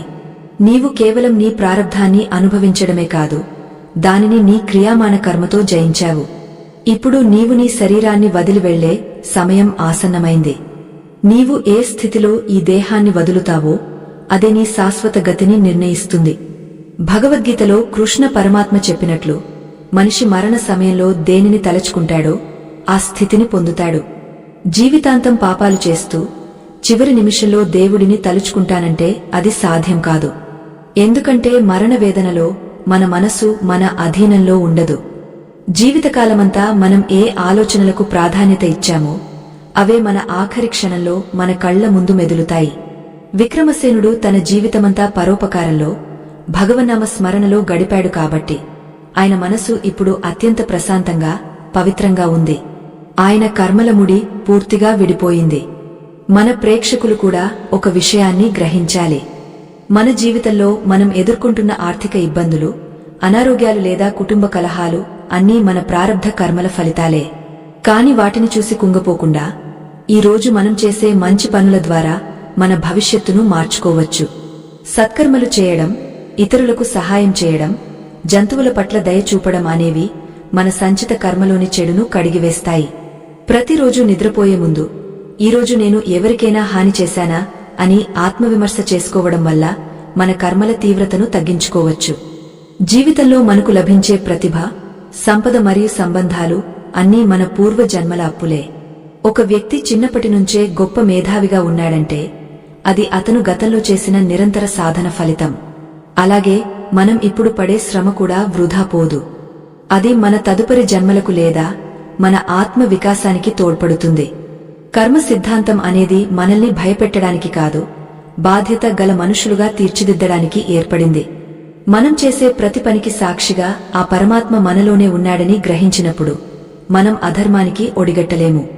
ఆత్మ బంధువులారా, ఈ కథ ద్వారా మనం తెలుసుకోవలసిన అత్యంత ముఖ్యమైన పరమార్థాన్ని వివరించే ముందు ఒక చిన్న విన్నపం. ఈ ధర్మ యజ్ఞంలో మీ సంపాదనలో కొంత భాగాన్ని వినియోగించడం వల్ల మీకు అపారమైన పుణ్య ఫలం దక్కుతుంది. మా ఈ ప్రయత్నాన్ని గౌరవించి మాకు మద్దతు ఇవ్వాలనుకునేవారు ఇప్పుడు స్క్రీన్ మీద కనిపిస్తున్న స్కానర్ని స్కాన్ చేసి మీ శక్తి మేరకు తోడ్పాటును అందించవచ్చు. ఇక ఇప్పుడు మన జీవితాలనే మార్చివేసే ఆ కీలకమైన ముగింపుని విందాం. ఇది ప్రతి ఒక్కరూ తెలుసుకోవాల్సిన అసలైన సత్యం. విక్రమసేన మహారాజు తన కళ్లను మెల్లగా మూసుకున్నాడు. ఆయన అంతరంగంలో ఓంకార నాదం వినిపిస్తోంది. సిద్ధుడు ఆయన శిరస్సుపై చేయి ఉంచి, రాజా, నీవు ఇప్పుడు కర్మలకు అతీతుడవు. నీ పుణ్యపాపాల లెక్కలు ముగిశాయి. నీవు ఆ పరబ్రహ్మలో లీనం కావడానికి సిద్ధంగా ఉన్నావు అని పలికాడు. ఆ క్షణమే రాజు శరీరం నుండి ఒక దివ్యమైన కాంతి పుంజం వెలువడి ఆకాశంలోని అనంతమైన నీలి రంగులోకి కలిసిపోయింది. రాజర్షి విక్రమసేనుడు జనన మరణాల చక్రం నుండి విముక్తి పొంది మోక్షాన్ని సాధించాడు. ఈ కథ ద్వారా మనం తెలుసుకోవలసిన సత్యం ఒక్కటే: కర్మ అనేది ఒక బంధం కాదు, అది ఒక అవకాశం. మన గత జన్మల ఫలితాలను అనుభవిస్తూనే ప్రస్తుత క్షణంలో ధర్మబద్ధంగా జీవించడం ద్వారా మనం పరమాత్మను చేరుకోవచ్చు. మీరు ఏ పరిస్థితుల్లో ఉన్నా, ఎంతటి కష్టాల్లో ఉన్నా నిరాశ చెందకండి. అది మీ పాత అప్పు తీరిపోతున్న ప్రక్రియ అని భావించండి. మంచి పనులు చేస్తూ భగవంతునిపై భారం వేయండి. అప్పుడు మీ జీవితం కూడా విక్రమసేనుడి జీవితంలాగే ప్రకాశవంతంగా మారుతుంది. కర్మ సిద్ధాంతం మనకు నేర్పే అతి పెద్ద పాఠమేమిటంటే, మనం ఇతరులకు ఏమి ఇస్తామో అదే మనకు తిరిగి వస్తుంది. కాబట్టి ప్రేమను పంచండి, కరుణను చూపండి, ధర్మాన్ని రక్షించండి. అప్పుడు ధర్మమే మిమ్మల్ని రక్షిస్తుంది. ఈ అనంతమైన కాలప్రవాహంలో మనము ఒక చిన్న బిందువు మాత్రమే కావచ్చు, కాని మన కర్మలు ఈ విశ్వంలో చిరస్థాయిగా నిలిచిపోతాయి. మీ జీవితాన్ని ఒక యజ్ఞంలా మలుచుకుని ఆత్మశాంతిని పొందండి. మహర్షి సూత పౌరాణికుడు తన ప్రవచనాన్ని ముగస్తు సోనకాది మునుల వైపు చూసి ఇలా అన్నారు: మునులారా, కర్మ రహస్యాన్ని తెలుసుకున్నవాడు ఎన్నటికీ దుఃఖానికి గురికాడు. విక్రమసేనుడి కథ మనందరికీ ఒక దిక్సూచి. కర్మల బంధనం నుండి విముక్తి పొంది ఆనందంగా జీవించే మార్గం ఇప్పుడే మీ ముందు ఉంది. దీనిని ఆచరించండి, తరించండి. ఆశ్రమంలో గంటలు మోగుతున్నాయి. ప్రకృతి అంతా ఒక దివ్యమైన శాంతితో నిండిపోయింది. కర్మల గతిని అర్థం చేసుకున్న మునులందరూ భక్తితో నమస్కరించారు. ఈ కథా ప్రయాణం ఇక్కడితో సంపూర్ణమైనది. స్వస్తి.